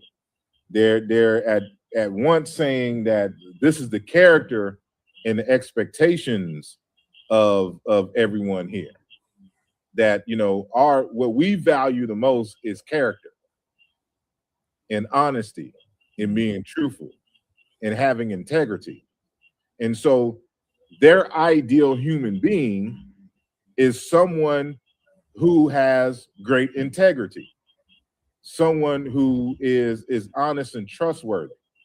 So it is at once a goal, an aspiration for the development of a human being, and we're at once declaring that this is the characteristic of the people who live in this territory, right? So when I looked at African American people, and many people don't know that Dr. Wade Nobles has already given a list of what characterizes, African American people, right? Like these 8 precepts and 9 other characteristics, that he's put together. And I'm making, to get the list, I can pull it up and name it. But looking at that, I was like, one of our major strengths is our strength and our power, our untapped power and creative essence, right? So this is where Nkole comes in, because Nkole is the more ancestral variant of what was modified as a result of natural language change in ancient Egyptian as Netcher for the deity. The word Kole comes from a verb that means to act or to do, to create, to make, to manufacture, to manifest. As a noun in its nominal form, that's where the N prefix comes in, it becomes an agent. It becomes a word for it, in a more abstract, the word for power and energy, but it's also the word for an eminent or powerful person. And it's also the word that they use to reference God and deity, just like in ancient Egypt, right? So if you are a wealthy person of integrity and you use your resources for the advancement of the community, you can, in the Congo region, you can petition to be part of a fraternal order called the Bukoles. And it still has that root, the Kole, so the Bua Bakole, it's the Bakole, I should say, because that's the human plural prefix, the Bakole. And an individual will be a Mukole, right? And these are individuals who have demonstrated that they not only they are able to accumulate resources, but they have the open heart to share their resources and help others. That's the criterion to be in the fraternal order. And I say fraternal for a lack of a better term, because women can also be, Bakole. So it's not just a literal fraternal, and there's not a separate sorority in a sense, but for a lack of a better term in terms of the organization, I say fraternal so that people can understand that it's not open to everyone, right? But that root is applied, various ways across, Bantu speaking Africa. And, there's a book that I would recommend your audience to read if they can get a hold of it, because it's out of print. But hopefully you can go to a library. It is the Bantu speaking heritage of the United States, and it talks about how the large influence Bantu culture, Bantu speaking people, coming as a result of the transatlantic slave holocaust from places like Congo, Cameroon, Angola, etc., have had on the United States, right? So this is part of your heritage. So I'm not drawing something saying, oh, this, looks cool over there, but you have no relation. This is these are words you would have been using, you know, in your native country back home, or variants of it. And so there's cognates amongst Yoruba, there's cognates amongst Wolof, Senegalese speakers, and the like. So when I look for a name for African Americans, I'm like, and I looked at the analysis of the characteristics of African American people. For me, the Bayankole was a perfect name that described us, but also spoke to a goal, and, you know, as a North Star. So, you know, what is it? You know, I have this this program I'm developing, which is really a question, but it asks, what does it mean to be king? And we're developing it to be a kind of a youth development program and organization with the focus on, you know, young men. And so I don't know nothing about ladies and developing women. I won't pretend that I do, you know what I'm saying? So my focus, I know there's a need for young men to understand what it means to be a man within an African-centered context. And you know, some of the stuff that we described is part of that process. So what it means to be king is that, because that same word is used for words for like pillar or pole. And in traditional Africa, they would use that symbol, they would use that as a symbol for the king, right? Because the king is like a father to the community. Like that's the metaphor that is used. But they're also the central pillar. So what that means is, if you look at a traditional African house or hut, right, it is built around a single pole that exists in the center, you know, of the house. So they use that as a metaphor for the king. He's the central pillar that holds up the house. So the house now being the community, the state, the village, the city, whatever that is. And so the metaphor is used like, this is somebody of integrity that we can lean on, who is reliable, that the community won't fall and crumble. Right. Let me ask you another question here. So you gave us the definition of Bayankole. Mm-hmm. Who would be included as a Bayankole? That would be for African Americans.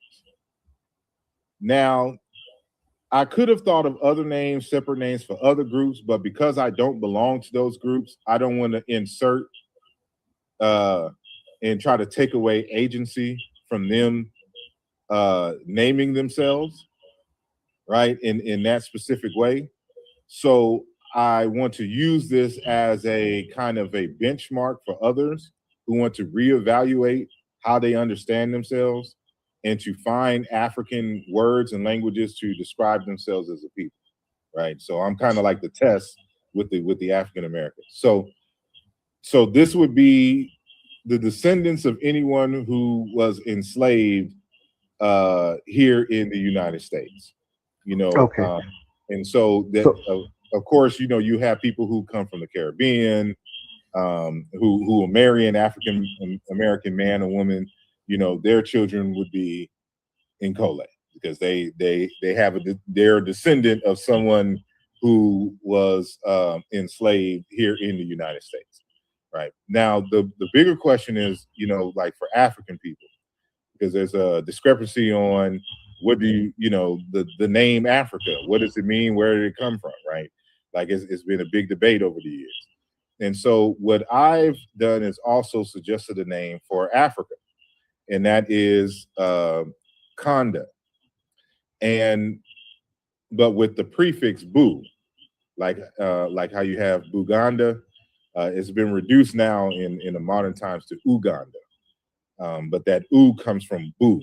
It's and that also existed in ancient Egypt as well as a abstract prefix for spaces, and so it will be called Bukanda, and Bukongo or Bukanda? Bukanda. Okay. And the reason why I chose Kanda, again, when I was researching for the name Kemet, I found cognates in other languages. So you'll find in a few with the form that you find in ancient Egypt, and that is with Kim or Kam, right? But others have the K and then consonant structure. So that's your Congas and Congos. Like the word Congo is cognate with the word Kemet. So when you go to the Congo, you're going to Kemet. It's just a dialect, it's a different dialectical variation of the same word. But there's also the Kandas and Gandas. But that form, which is cognate with Kemet, which is cognate with Congo, is what dominates the continent in terms of land that's named after that. So you have Kam, Kum, Kim, and then you have like Kanda, Ganda, and then you have like the Congos, Conga, right? Those are the three dominant forms of the variation of the word Kemet across Africa. So when I'm saying, and I'm also taking advantage of the name Wakanda, because that is also another variation of the word. And so it's not a place name that is like a state, but you still find places like in Southeast Africa called Wakanda. They're big farmlands, right? And so go ahead. When talking about people of the Caribbeans and like Jamaica, that would be Bukanda, Bukandans. We will all would be Bukandians, to add the English suffix. But we will all, like you would be like your,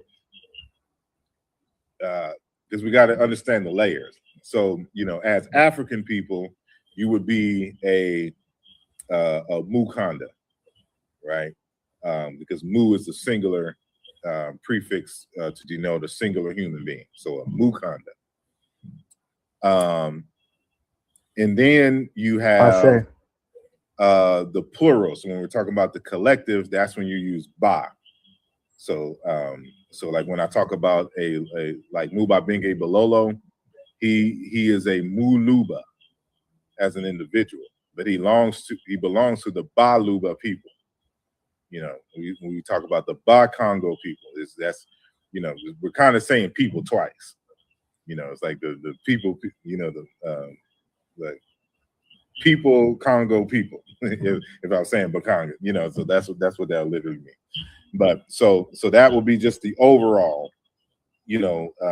Pan-African term, and then you would name like your individual, like if you're Jamaican or you're Haitian, whatever you decide is appropriate for you. And that, as African Americans, we would be the Ba and Kole. That would be our tribe, so to speak, our ethnic group.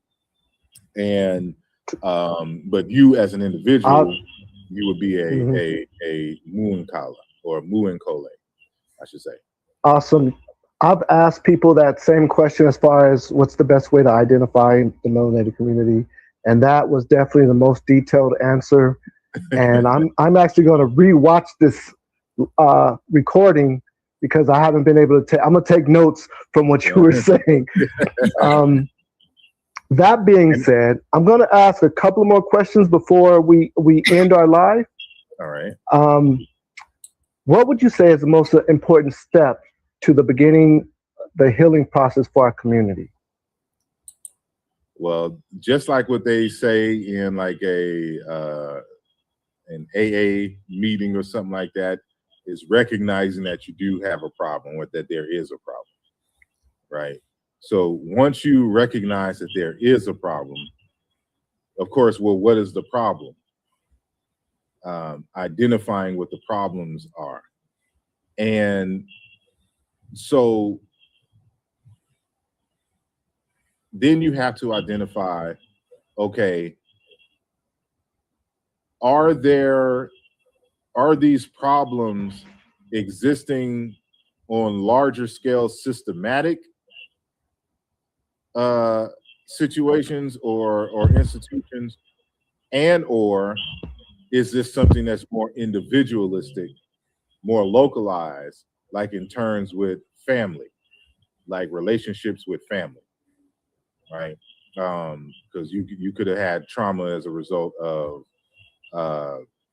your relationships or lack thereof with your immediate family, which shapes, you know, how you move in the world, right? Mm-hmm. So then from there it is looking for programs, text, and things that address your issues or the larger issues at hand, right? And then start implementing in your own personal life the strategies that have been suggested. You know, you may have to, especially if it's something that is more localized to you, and not more in a larger African American sense. You know, find a competent, in my personal opinion, African centered therapist, right? Who will understand that larger context and how that shows up localized in your life, right? And so you can explain, and they can provide you with some, you know, some more ready-made strategies and suggestions for text and stuff that you got to read, because it really just depends on what the nature of the problem is, right?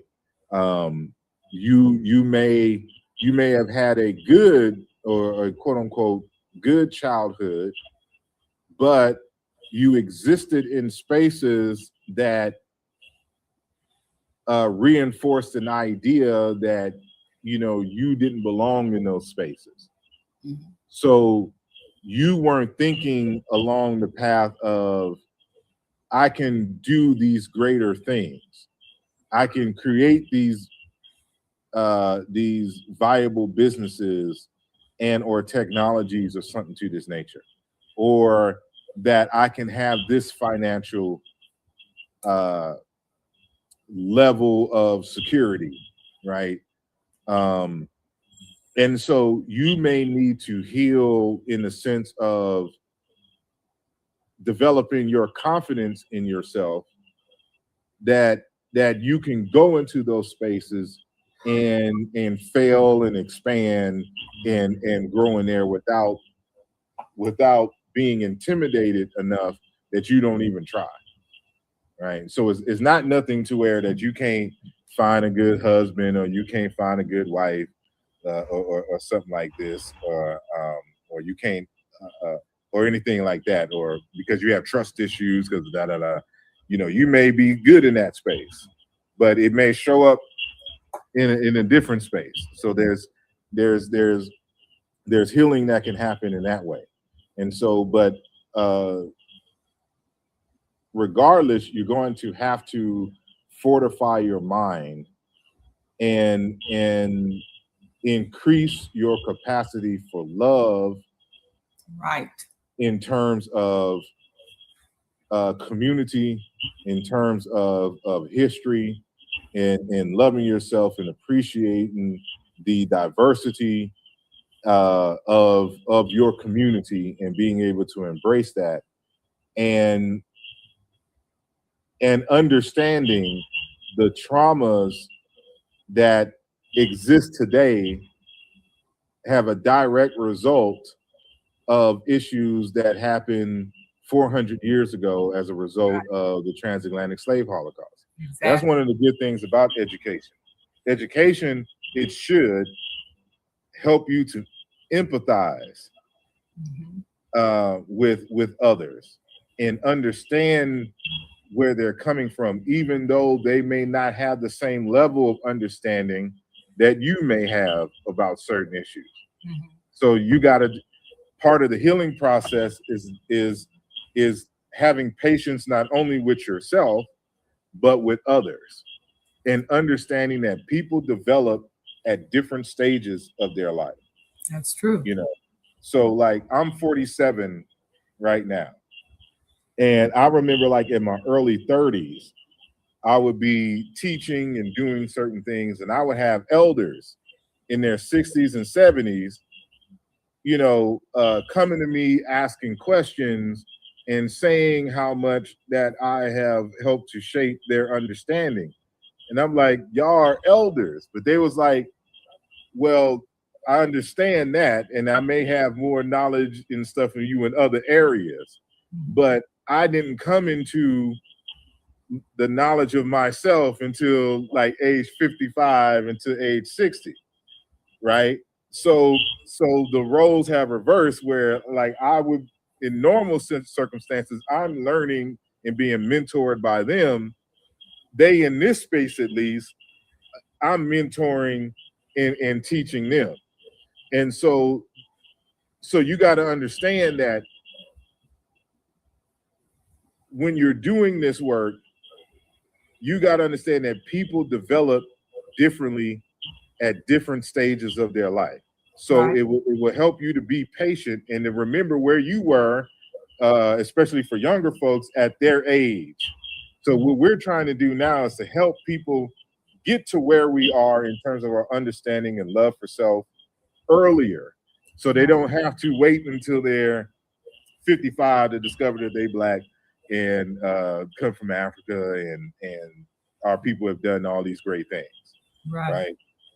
So that's you know, there's many different first steps, but the first step is recognizing that there is an issue, and then you consciously seeking out help in those areas for yourself. So, you know, if you can get into some kind of therapy, do that, but also, you know, start getting into a number of books, you know, like, for example,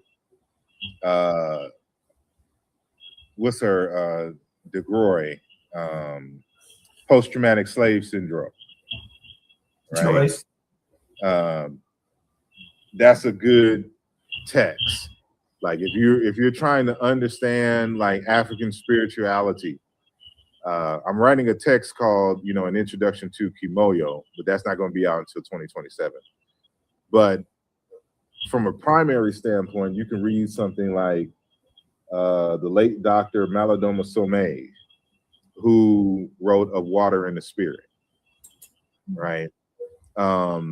You may need some more general, but that's something that's more specific to the Daguerre people in Burkina Faso. But it'll give you some insight, again, of what we lost as a result of the transit slave Holocaust, but also healing strategies. And with that being said, I would have to recommend another text by his then wife, who is now also an ancestor, and that's Sabonfu Some.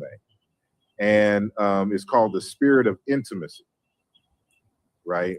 So you're getting an understanding of the nature of relationships from a Daguerre perspective in Burkina Faso, and solutions that they would do when there would be conflicts in a relationship. And you got to understand that at the end of the day, all of this is stemming upon the nature of our relationships.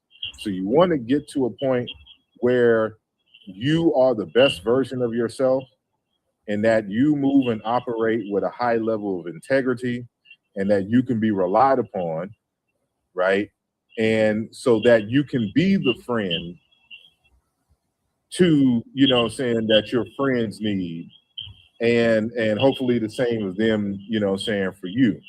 But also, that's, you know, as the saying goes, how you do anything is how you do everything.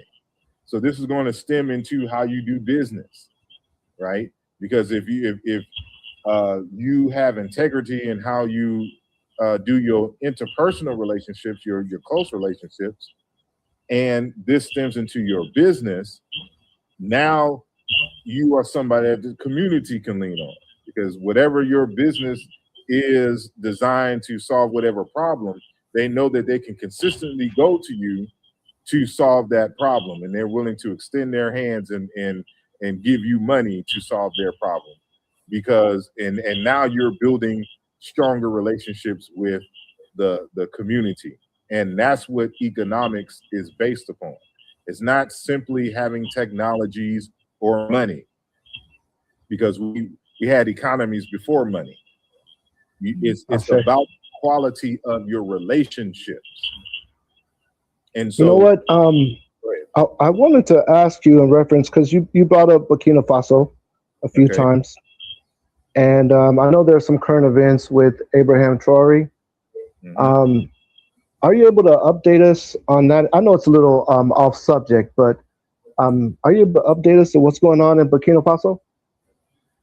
I don't know what the latest updates are, but we know that they have started a process for which they are relying less on the former colonial bodies for their economic structures, right?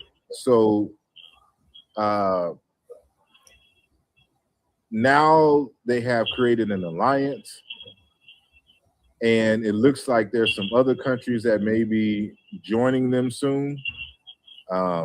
And the current alliance with Burkina Faso, Niger, and Mali. And so that they can pool together their resources to start doing more in-house, the development of their infrastructure, and not having to rely. Because when you rely on the former colonial powers, they use that as leverage to get you to so that they can extract more of your resources without y'all benefiting equally from the extraction of the resources. So he has implemented a number of strategies which helps at different levels of development, you know, and having some alliances with, you know, like even Chinese manufacturers, where they, you know, supply them with the machinery, but everything is still being built by local Burkina Faso citizens and the like, even the clothing. So I saw the other day where they were showing off the military uniforms, and it looks like any other military uniform, nothing special, but it was the fact that it was made by people of Burkina Faso that made it special. Like, you know, so this is an important step that, you know, we've gotten to the stage where we can make our own military clothing, right? And so they're at an early stage of development and agency, and you know they're right now serving as a model for other African states to hopefully come together. The great dream, as far back as Cheikh Anta Diop, is the United States of Africa. You know, so even if that is not fully realized and it's just, you know, local groups getting together, that's still a good first step. So I support everything that they're doing, you know, over there. And since we're on that subject, as far as 6 months ago or so, where the UN made the decision that Maafa was the greatest tragedy of humankind, can you speak on that?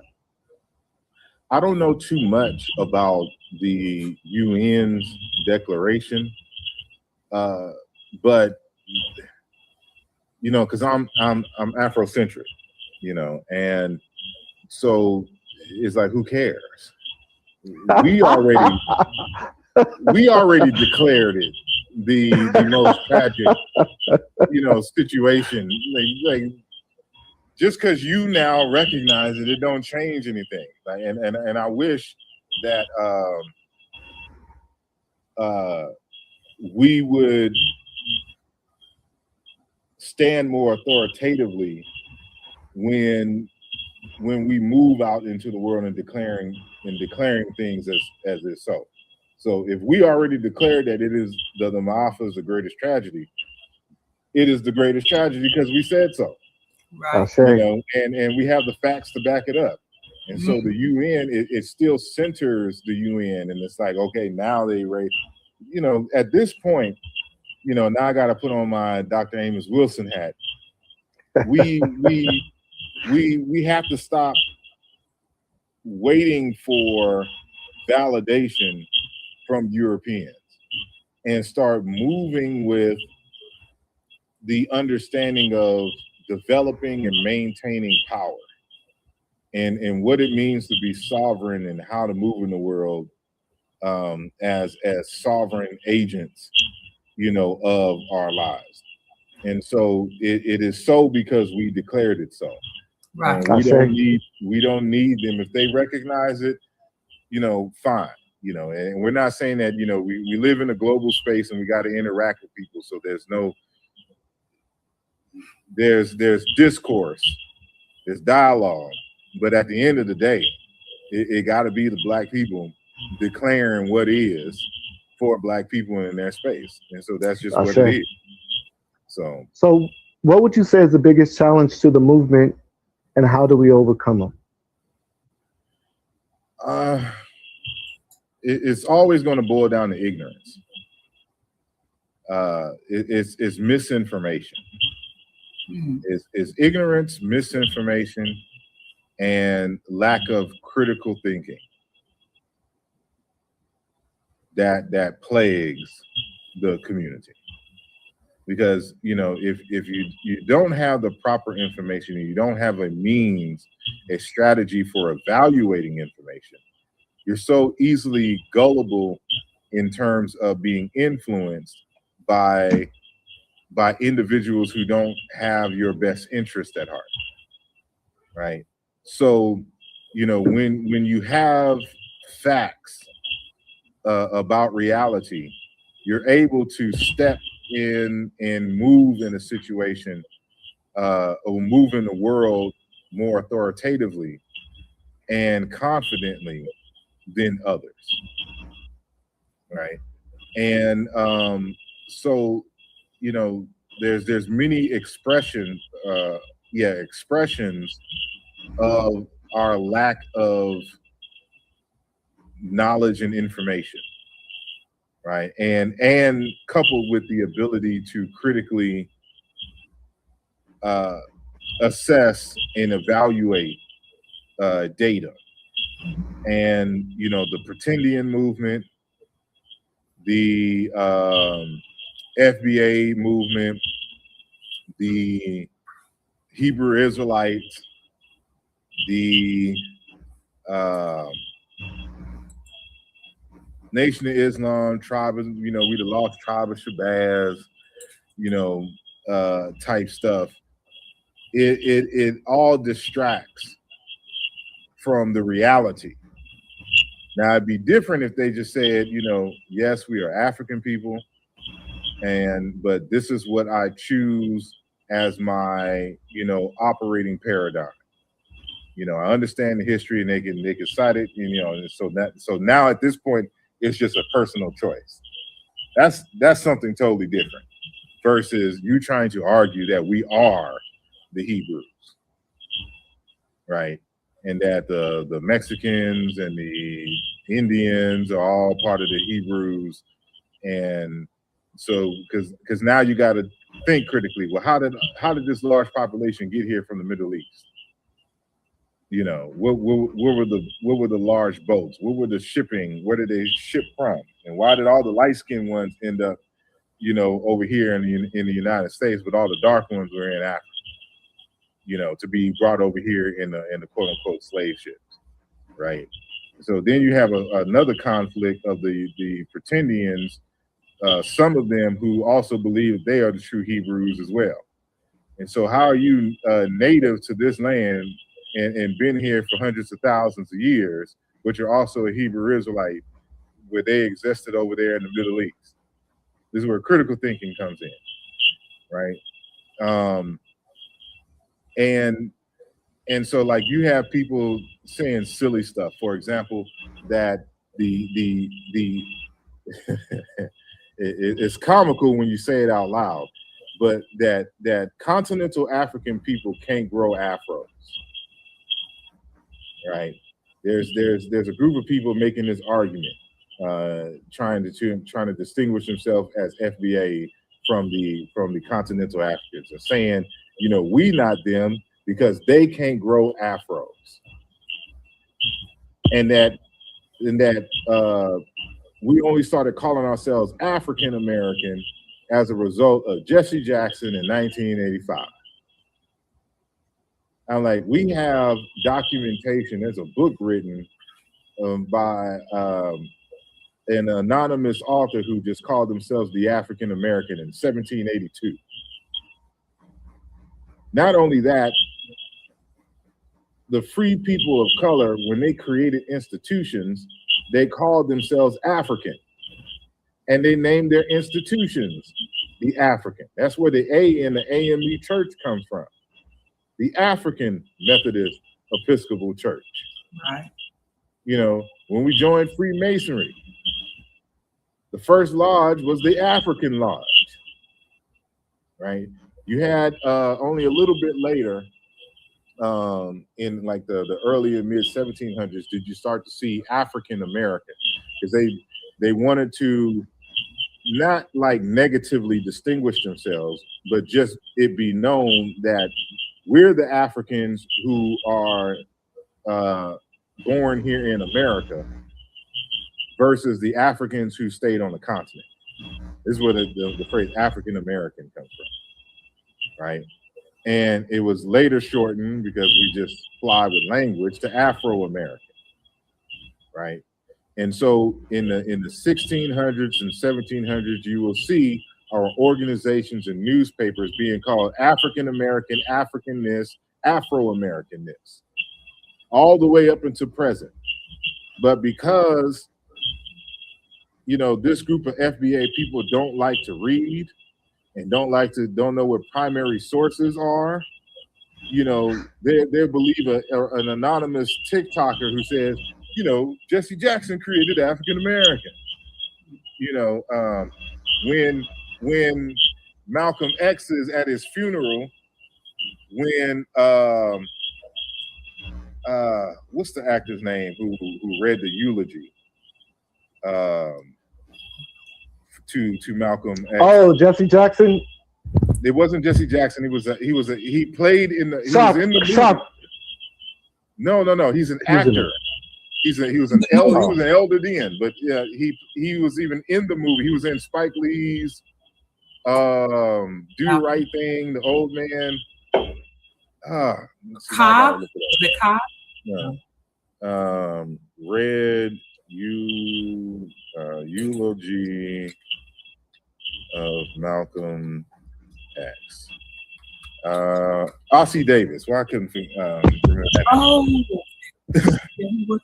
So if you read or listen to the speech, he calls Malcolm X, you know, of course, our shining prince, but letting us know that he was known as the Afro-American. Remember, he died in what, 65? Something like that. So how did Jesse Jackson, you know, come up with the term African American, and then build not a spaceship, a time machine, and go back in time to Malcolm X's funeral and have Ossie Davis call him an African American? You know, it's the lack of knowledge that prevents us from understanding and moving forward. And so there's information out there, but we choose to create myths about things. And so, you know, that's one major that I see. It's an issue of access to quality information and the ability to assess qualitatively the information. But most people are not scholarly. They Google it, and whatever Google comes back with, that's what they go with. They're not going to dig deeper to find out, you know, what is this all about, and where did it come from? Like you're saying, what does this word mean exactly? Most people are not scholarly. But that's something that we have to get back to, is this developing this unsatiable appetite for knowledge and wisdom. Because when you develop that in our youth, they grow up consistently seeking information and quality information. And so we've gotten to a point where many of our people don't see the benefit of learning. Like, I look at old photos of African kids in the Americas with no shoes on, going to school, learning in a shack. And this is the classroom they existed in all day. There's no air conditioners at the time. There's no electric fans. There's no heaters. Open the window. That was it. Open the door. All to learn. Like, we had, like, that was part of the culture. That was part of the elements that would, you know, probably be the steering wheel, right? You know, saying, or the gasoline, you know, this unsatiable hunger for knowledge, information, and wisdom. That has to be the basis, you know, of the culture. Otherwise, you're not going to have people, you know, like we should get to a point where the stereotype is that Black people are too smart. That's a stereotype that we want. Like, when you see, you think of Japanese people and Chinese people, regardless, you don't think anything about communism and all that. The first thing we think, oh, they must be really smart. That's it. I say. So, but, you know, you're looking at us like we must be really dumb and ratchet, and that's not the stereotype we want. Right. And so TV, movies, and all these different things put a bad, rap on us. And you know what the old saying is, if you don't want them to know, put it in a book. Yep. We may have to expand that into, you know, put it in a podcast, put it in a film, you know, put it in a video game. Like, there's many outlets, and then lead them to the books for more details. We just got to be more tech savvy and creative and getting the message out. So normally when we start the Post-Maafa Reconstruction, we begin by showing the project that MelaNation is working on, which is an app. Now, the app has over 400 pages of state-of-the-art features. One of the features is courses where people like yourself can create courses, find students. It could be free, you can charge for it, and it's all done through the app. So generally, when we start these sessions, we go over the prototype downloaded to our phones already, just to show the quality, because it's top quality. But what I wanted to bring out is the fact that we do have the ability to create courses, right? Now, that being said, what projects are you currently working on, or do you have available for the community? Right now, I'm just working on a book, 2 books. One is titled Paths to Ma'at, Essays in Honor of Dr. Mubabingi Bilolo. And it's an edited text, so I have a couple of chapters in there. A lot of the chapters I've translated from French into English. Dr. Mubabingi Bilolo, I'm trying to get more people familiar with him and his work. And then other chapters are from colleagues of his that have submitted chapters, in honor of Dr. Mubabengi Bilolo. So that I also had to translate from French, into English. One I had to translate from Spanish, so I don't know Spanish all too well. So I had to go through some other means to get that translated, as well as an article that Bilolo wrote in German. But nonetheless, we translated all that, and so that should be coming out by the end of this year. And then the other one is the text I mentioned, Introduction to Kimoyo, and Kimoyo being the term that I use instead of African spirituality, because the concept of Kimoyo, in my opinion, articulates better what is actually going on when you say African spirituality. And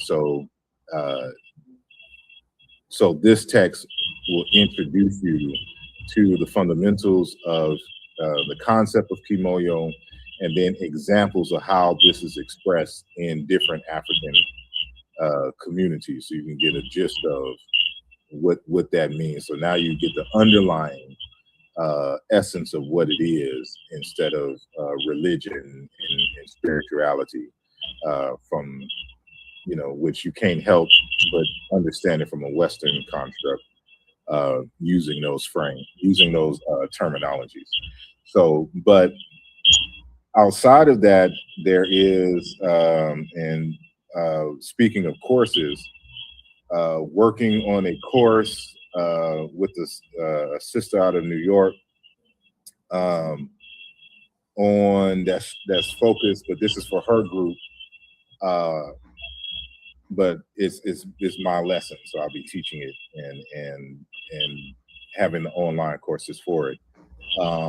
Dealing with the Pert and Heru, or the so-called Book of the Dead. So we're going to go through the entire Book of the Dead.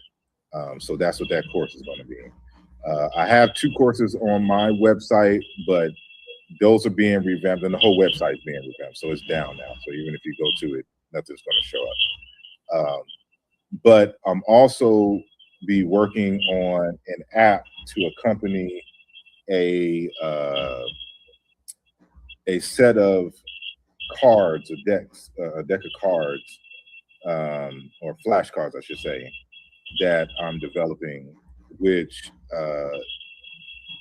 goes into my research of hieroglyphics and African languages. So I'm taking some of the major concepts and words in the MelaNation language, and the symbols and or deities that accompany them, and that's going to be the focus of one of the cards. But what you're going to learn in the process is not only the hieroglyph and the transliteration for it, but an African language equivalent, but also because in linguistics you have to show a pattern of correspondences.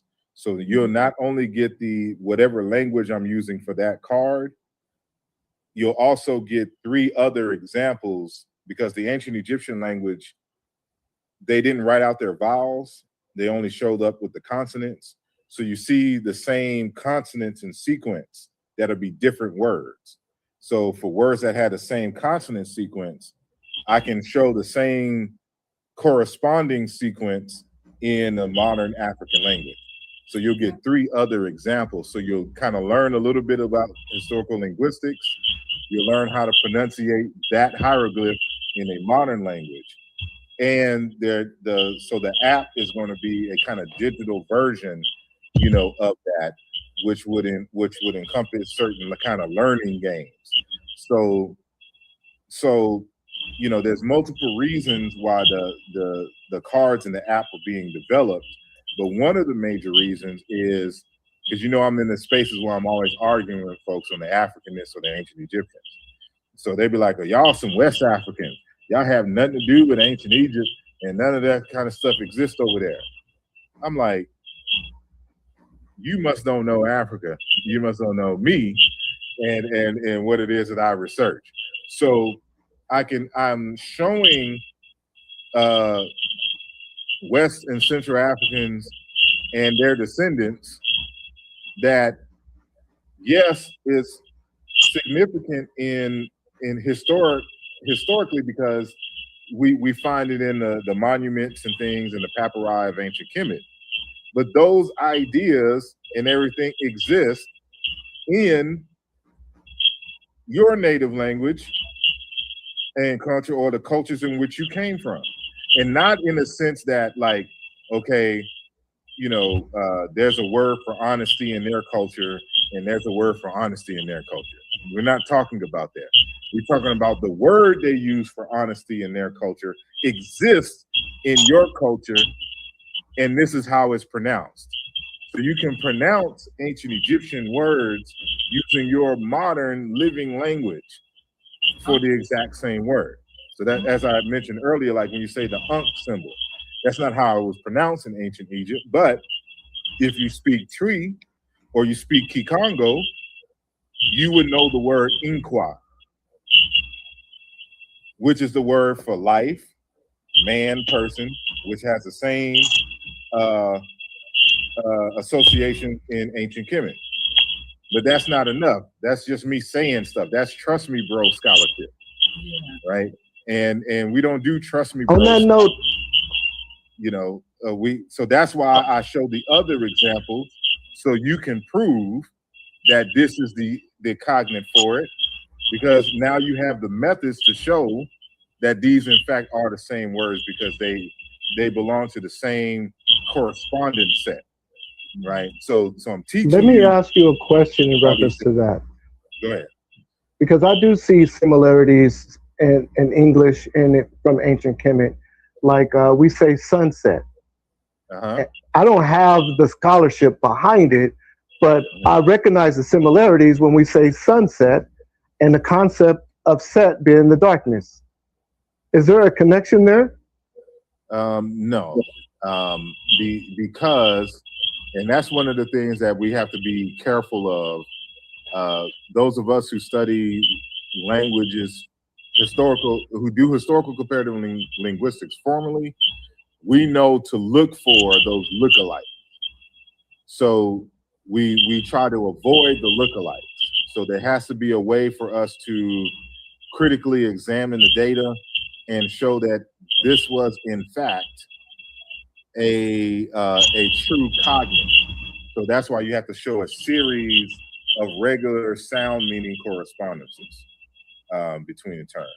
As a matter of fact, I can kind of show you something in that vein real quick, if I can share my screen. You know, something you said, I don't remember what it was now, but it reminded me of Ka and Ba. I don't remember what you said though, but those two words popped in my mind. If I can share my One screen. moment, so I can. No problem. Let me go back to my setup here. Want to say happy belated birthday to you. I appreciate it. Thank you. You're welcome. And Lizzie and I had birthdays this month also. All right. Well, happy birthday to you. Well, thank you. Are you in the Leo camp, or are you in the earlier Cancer part? Earlier. I'm 7/7. Okay. So you're not too far from my brother. I have the one that's after me. He was, I have to get his, is either the 7th or the 10th.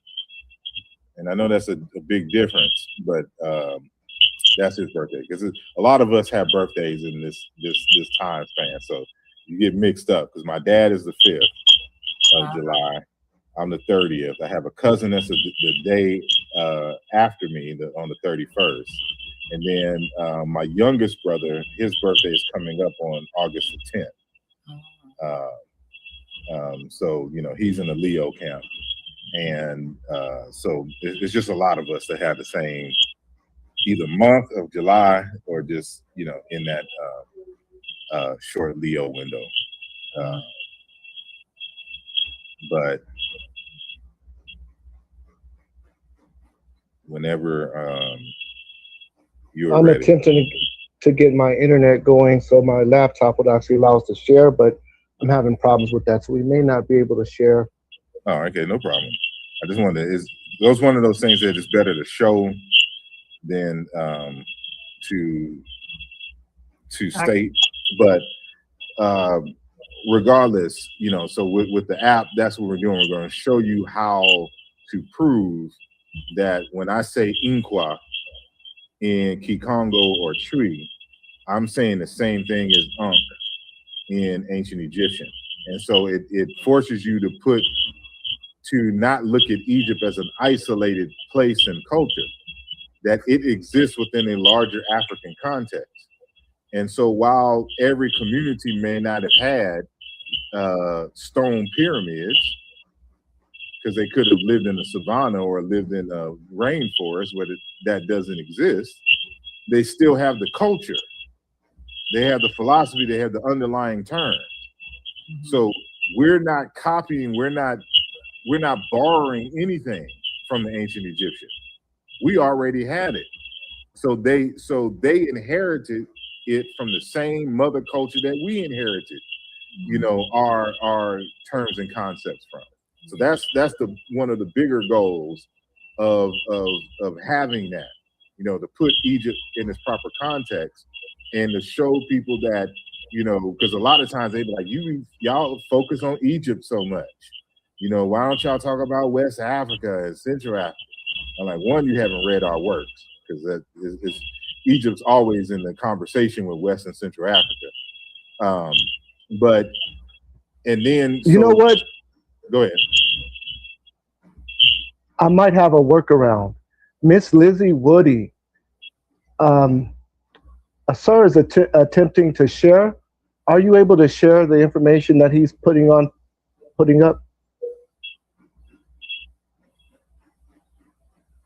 She should have access to be able to share your screen. Okay. Can you hear me? Yes. Yes.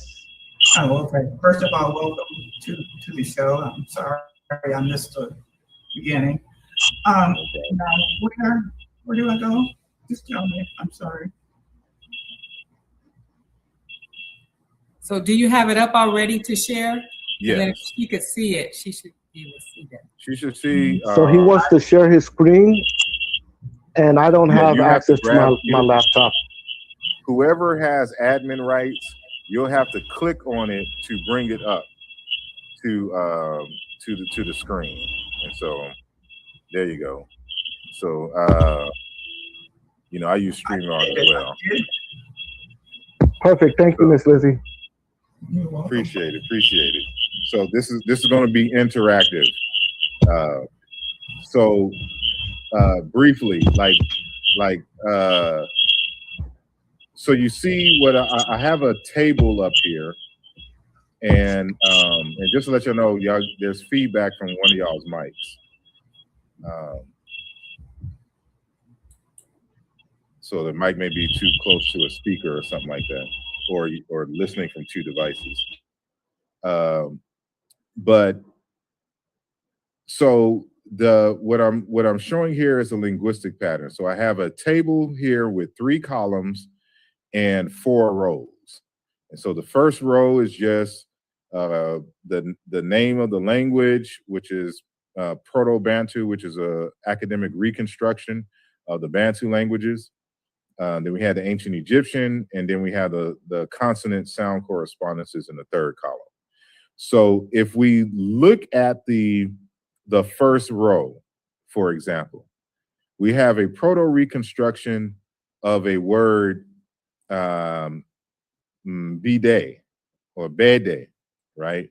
Which means breast or teat or nipple or whatever. And then we have in ancient Egyptian, we have this word bin-ti. Now remember that the ancient Egyptians didn't write out their vowels, so we don't know what the vowels are in the ancient Egyptian words.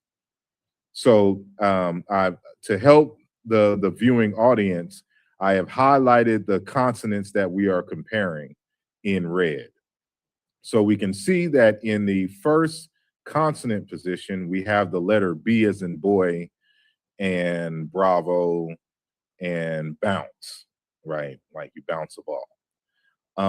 But the second consonant that I have highlighted in both words are different. So in the Proto-Bantu, it's the letter D as in David and dog. But in the ancient Egyptian, it is N as in Nancy or noodles. All right. So when we start looking at these other words, we see a pattern, right? So we go to the second or the third, technically the third row, but the second information row, we have this word bade, meaning stone. And then we have in the ancient Egyptian, ben, which is a sacred stone. And the word is reduplicated. So that's why we have bien, or ben twice. So we see the same pattern, B in the first consonant position. And in Proto-Bantu, we have D in the second consonant position. But in the ancient Egyptian, we have N. So we see the same thing in the third row. We have badik, and that I separated the suffix, the ik is a suffix that is reconstructed for this word, but the root is bad. But then we have in, which means flee and fear. So verb and a noun.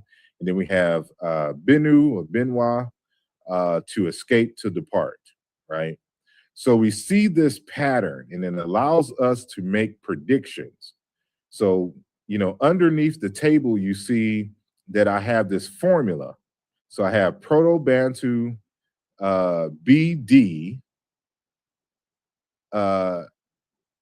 informs or corresponds to Middle Egyptian BN consonant sequence.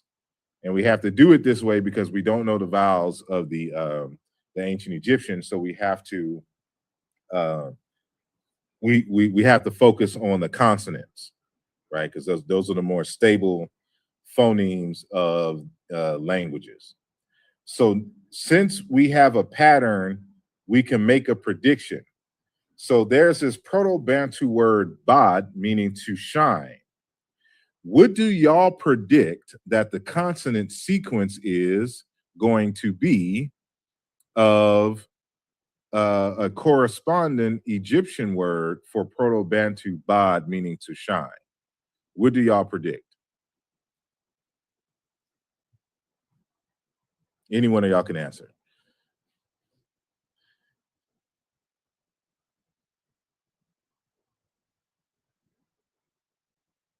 Hello? I'm sorry, I was muted. Is it going to be the BD or the BN? Oh, yeah, that's what I'm asking y'all. So I have bad in Proto-Bantu, right? And the Proto-Bantu word is ba, meaning to shine, here at the bottom. Based upon the pattern which we see up here, what do y'all predict for the Egyptian equivalent? So it's going to shine. What's the one for shine? It's going to be the word for shine, but what consonant sequences is going to have? So BN. All right, so that's y'all prediction, right? Not mine. What is yours? Oh, BN, escape, to depart. No. So this is the three examples that I've shown here. This is the logic for what we're going to predict, you know, here at the bottom. So for each word on the left, there's a corresponding, each Proto-Bantu word on the left, there's a corresponding ancient Egyptian word with a similar form. They're not the exact, but because they repeat, there's a pattern here. So I'm asking you, what is the pattern? So if there's a BD consonant sequence in Proto-Bantu, what is the pattern in Egyptian? So that'll be BN. Correct. So if I give you a word in Proto-Bantu that we haven't examined yet, you should be able to make a prediction of the form in the ancient Egyptian. So I have bad here with the consonant sequence BD. You should predict that the word in ancient Egyptian should have a BN consonant sequence based upon the patterns which we shown here, right? So this is exactly the case. So the ancient Egyptian has a word, wubin, to meaning to shine, right? So I put the consonants in a different form here so that you can see. So where in the where B is in Proto-Bantu, there's a B in Egyptian. Where D is, there's an N in Egyptian. But where the vowel is, we don't know what the vowel is. But we can, it's possible that it was an A sound. So we could say Waban in terms of pronunciating ancient Egyptian. But there's also this W prefix here. So we can show patterns in that, right? So like, and we have Wabin, meaning to rise in ancient Egyptian. In Chiluba Bantu, we have Mubanda, meaning to ascend, to mount, to rise. So is there a pattern where ancient Egyptian W corresponds to a Bantu Mu? That's what, that's the kind of work that I do. So I'm showing here Wadeh, to bear fruit, to ripen. And it corresponds to Mu Nguka, to be right. Wahem, report. Abnormal corresponds to Chiluba Mukuma, report, noise, sound of a gun. Wagim, to grind, grain. And then we have in Chiluba Mukanda, to pound. So not only can we do that for the roots, we can do it for the grammatical morphemes. So I'm just showing y'all to show that, when the app that I'm creating, if I was to say that Bod means, it corresponds to Egyptian Wabin, meaning to shine, on the separate part of the card, you're going to see this correspondence set.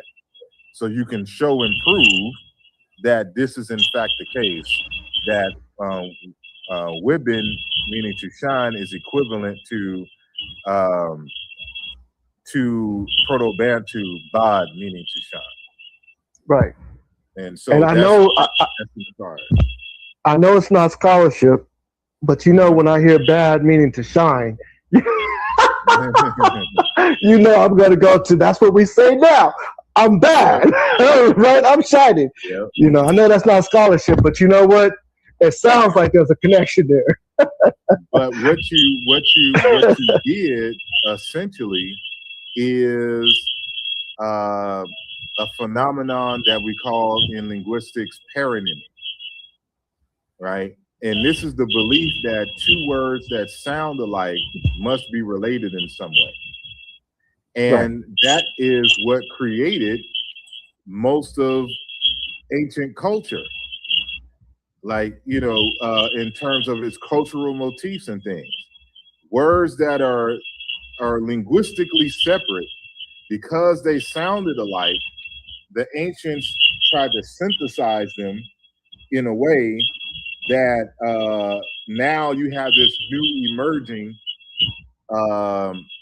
concept. Like there's an article that I'm writing, that I've written for the Bilolo book, where we're talking about why the ancient Egyptians and other Africans wear the leopard skins, right?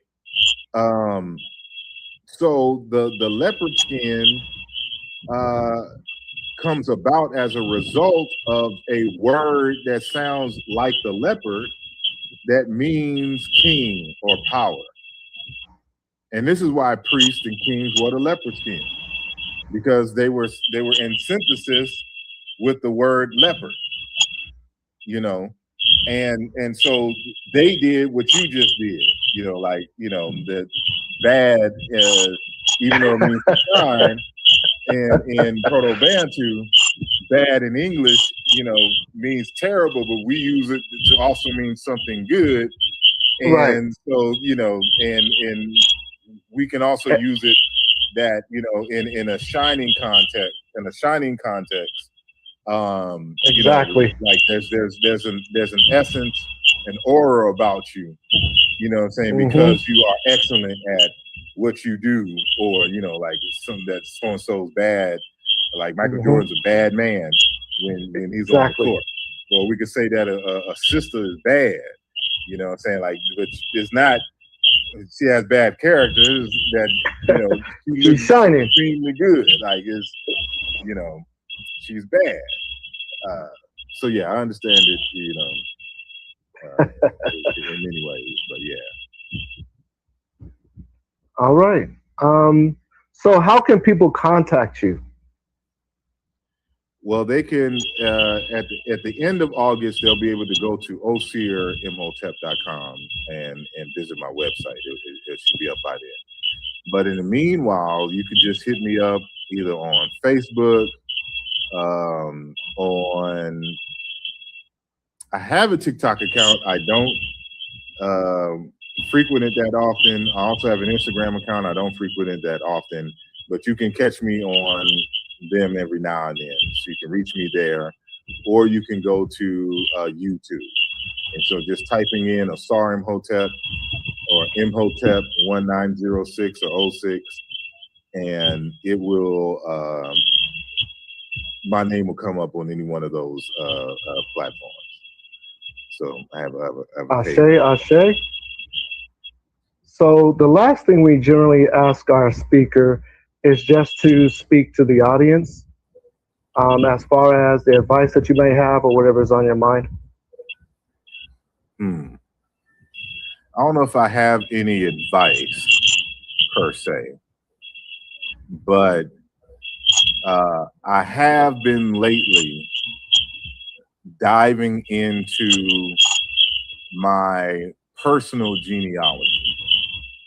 And as much as I am a historian strictly in the BC era, you know, there's more important history and information that is currently locked up in your family. So talk to your mother, record conversations with your mother and father if they're still living, with your grandparents, aunts and uncles.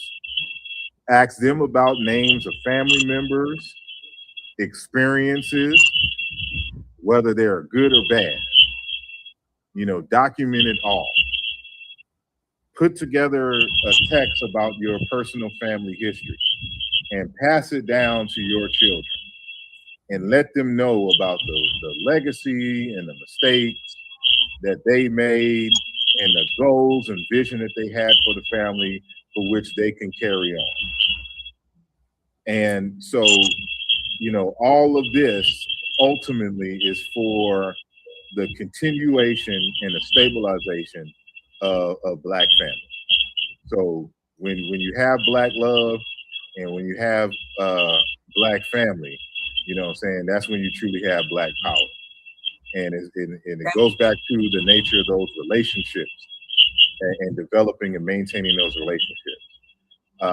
Learn how to be a good father. Study how to be a good father. Study how to be a good husband for the men. Study how to be a good mother. Study how to be a good wife for the ladies. Because what we need at this point is more intact families that are pulling their resources together to generate opportunities for generational wealth and the like. And, you know, you need to know how to select, you know, a mate. You need to learn what to expect as y'all grow and change perspectives and how to live with one another and to how to handle disagreements with one another. Because what goes on in your household affects me.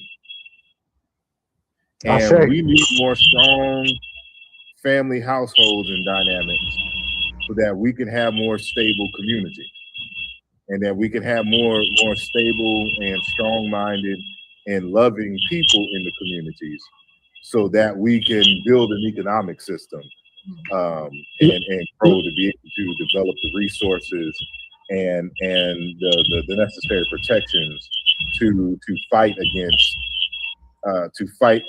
successfully against those who seek to harm and oppress us. But as long as your relationships are strong, you know, you will have what it takes to survive into the future. I wanted to jump in really quick because you mentioned the sentiments that you're putting down right now. That's what MelaNation is all about, and we have financed what you're talking about. We put money towards allowing people to document their family. We have a family tree, and it's going to be interactive where they can communicate with their family. They can build the tree up together on the actual web page.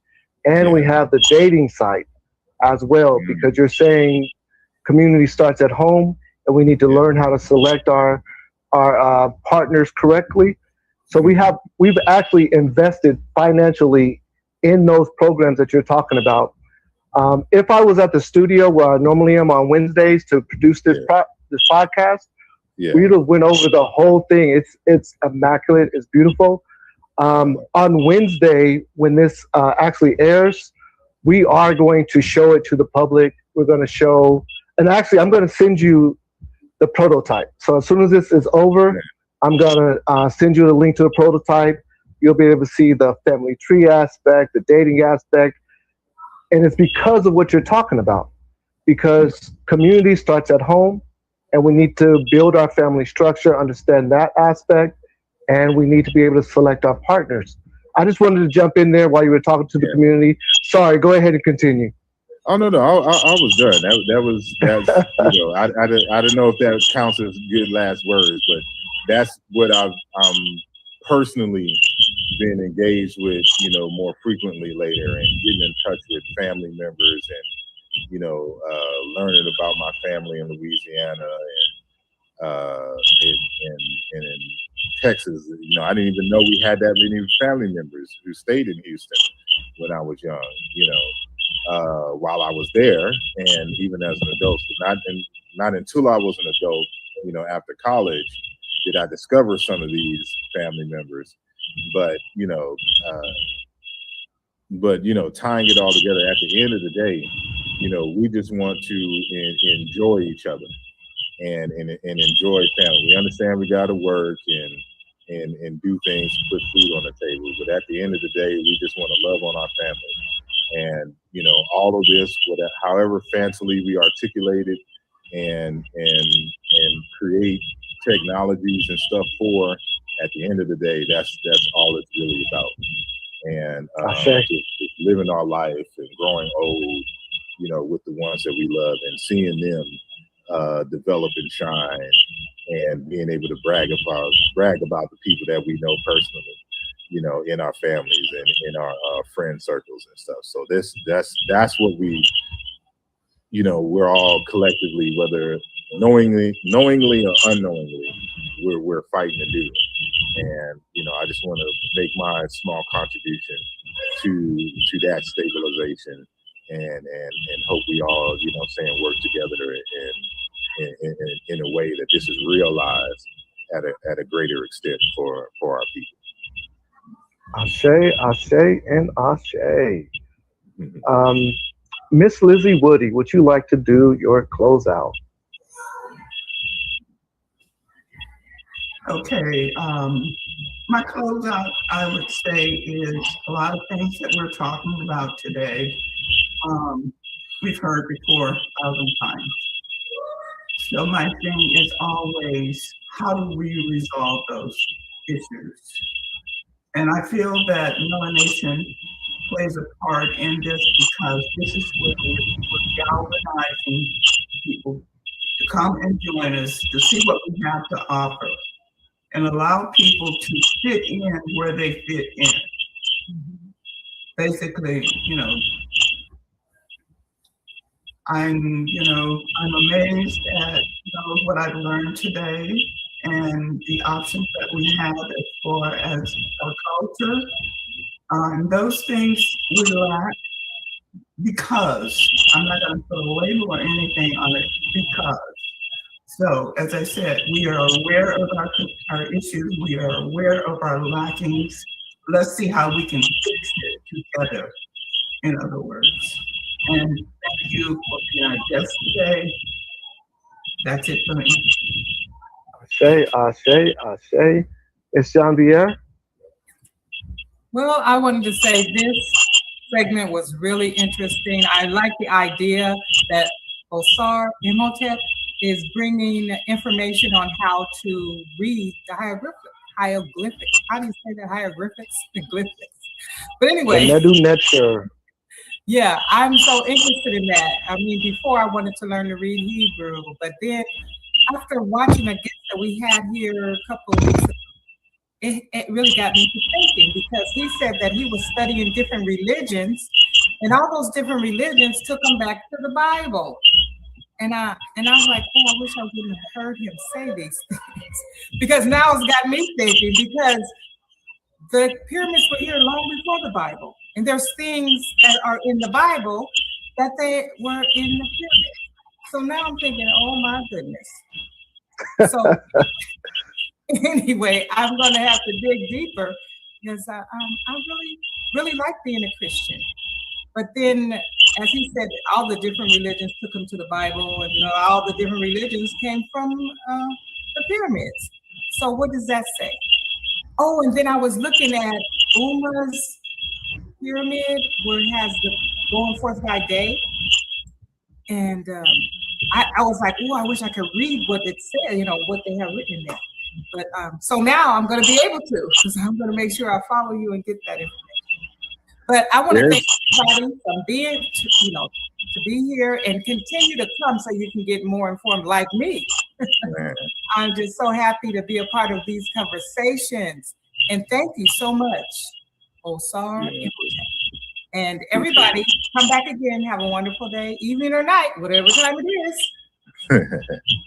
I was going to say quickly that I have a few friends and colleagues who teach how to read and write the MelaNomics, and that's their focus. So I'm a little bit more advanced than the average, but for those absolute beginners, that's what they do. So they learn under some of the best. So like if you ever heard of Dr. Raketti Amin, she's a PhD out of Chicago, and got a degree at the University of Chicago, the Oriental Institute, with a focus in Egyptology and linguistics. And so that's what she taught. So she taught my colleagues, Brother Sanjetti and Brother Lujaru. So anytime someone wants to learn the hieroglyphs, I usually shoot people to them. I do something that's more, kind of a combination of language studies with the linguistics. With the hieroglyphs. So, but I don't necessarily teach you how to read it per se, outside of the ones that are the focus of my correspondences. But I definitely link y'all up, and maybe they could do a lesson, for y'all every now and then, so you can see. But I was gonna say, because if you know the history of the Hebrew alphabet, it comes out of the MelaNomics. It literally, there's scholarship on this books written on how the Hebrew script comes out of the ancient Egyptian MelaNomics. Yeah. And then how that was borrowed from the Greeks, and that became the Greek letters, and then that further morphed into the Latin alphabet, which we use, all around us right now. So even though you're typing in Latin alphabet, you're still typing hieroglyphs, because that's where they come from. So they come from hieroglyphs to Phoenician and quote unquote Hebrew, and from Greek to Latin, and that's how we got the letters. And so, but it's a whole different conversation once we start talking about the borrowings of the Bible from Africa. But I don't want to disrupt the space-time fabric at this time. Yeah, we could probably go into that forever as far as the Hebrews coming out of ancient Kemet. I just wanted to say that, yes, you brought up peace to Brother Sanjetti. Brother Sanjetti is a teacher of mine as well. I took one of his courses as far as the hieroglyphics or the MelaNomics is concerned. He's a great teacher as well. So, I just wanted to bring that out. That being said, Mr. Imhotep, You've been phenomenal. You're definitely welcome back on the channel any time. I'll definitely be reaching out to you. I'm not sure if I sent you a link to the prototype already, but if not, I'll definitely send it over to you again. The project that we're working on, we're going to continue to develop it until it's exactly what the community needs. And that being said, I'd like to say thanks for watching. You know, we're here every Wednesday, 6 p.m. Mountain Standard Time. In the meantime, in between time, please reach out to us on Facebook or reach out to us on MelaNation App. Is there anything anyone else would like to say before we end our program? Do we have to end right now? What I would like to reiterate, you mentioned Dr. Joy DeGroot earlier, and her slave journey is very interesting. So her name is Joy DeGroot. I don't know if you all, the gentleman mentioned her.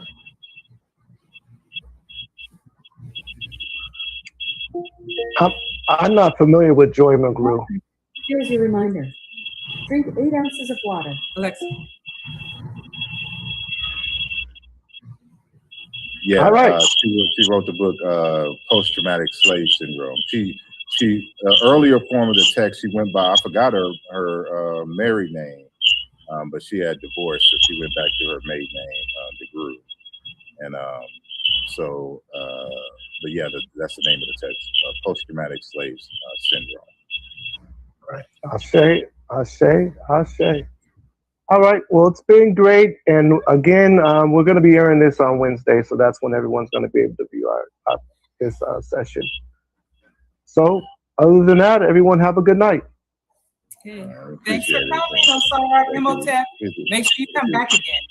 I will. All right. And I Peace, apologize, peace, I can't peace. come on Wednesdays, but because of my my work schedule and school schedule, because I also have to read and grade. So I have my own assignments because I'm back in school myself, and then I also grade assignments and things. They have to be turned in on Wednesday. So you have a lot of students that wait till Wednesday to turn the stuff in, and I gotta, grade them by a certain time. So like Wednesdays and like Tuesdays, Wednesdays, Thursdays are always the worst days for me. So I have to do things on the weekend. Right? I'm so glad you came. Well, we're hitting on Facebook. I'm on Facebook all the time, so I think we've connected. You're on Facebook? Yes, and so it'll probably come under the spelling Osir Imhotep that I'm probably the most active on, but I also have Osir Imhotep on there. And the reason why I have these two spellings and pages is because the old one got hacked, and I didn't get access to my old account for a year and a half. Oh, wow. So while that was being sorted out, and me having to prove that I am who I am, I created the Osir Imhotep Facebook page, and so I kind of go back between both. But if you find the other one, either way it goes, it's good. That's the reason why it's spelled two different ways, because of a hacking incident on Facebook. So Yeah, my original page got hacked as well, so I understand how that goes. Yeah, it's crazy. So, and Mine of course I was couldn't hacked. use the same name. Mine was hacked too, and I reported to Facebook, and they said it wasn't, nobody's on my page. But it wasn't my profile page, it was one of the pages under that was hacked. Okay. Let's see. Mine got hacked as well. There's a lot of hackers out there. But all righty. Well, I do appreciate y'all, and I look forward to revisiting it on Wednesday, and and staying in touch. So I'll talk to y'all. Peace. And goodbye, everybody.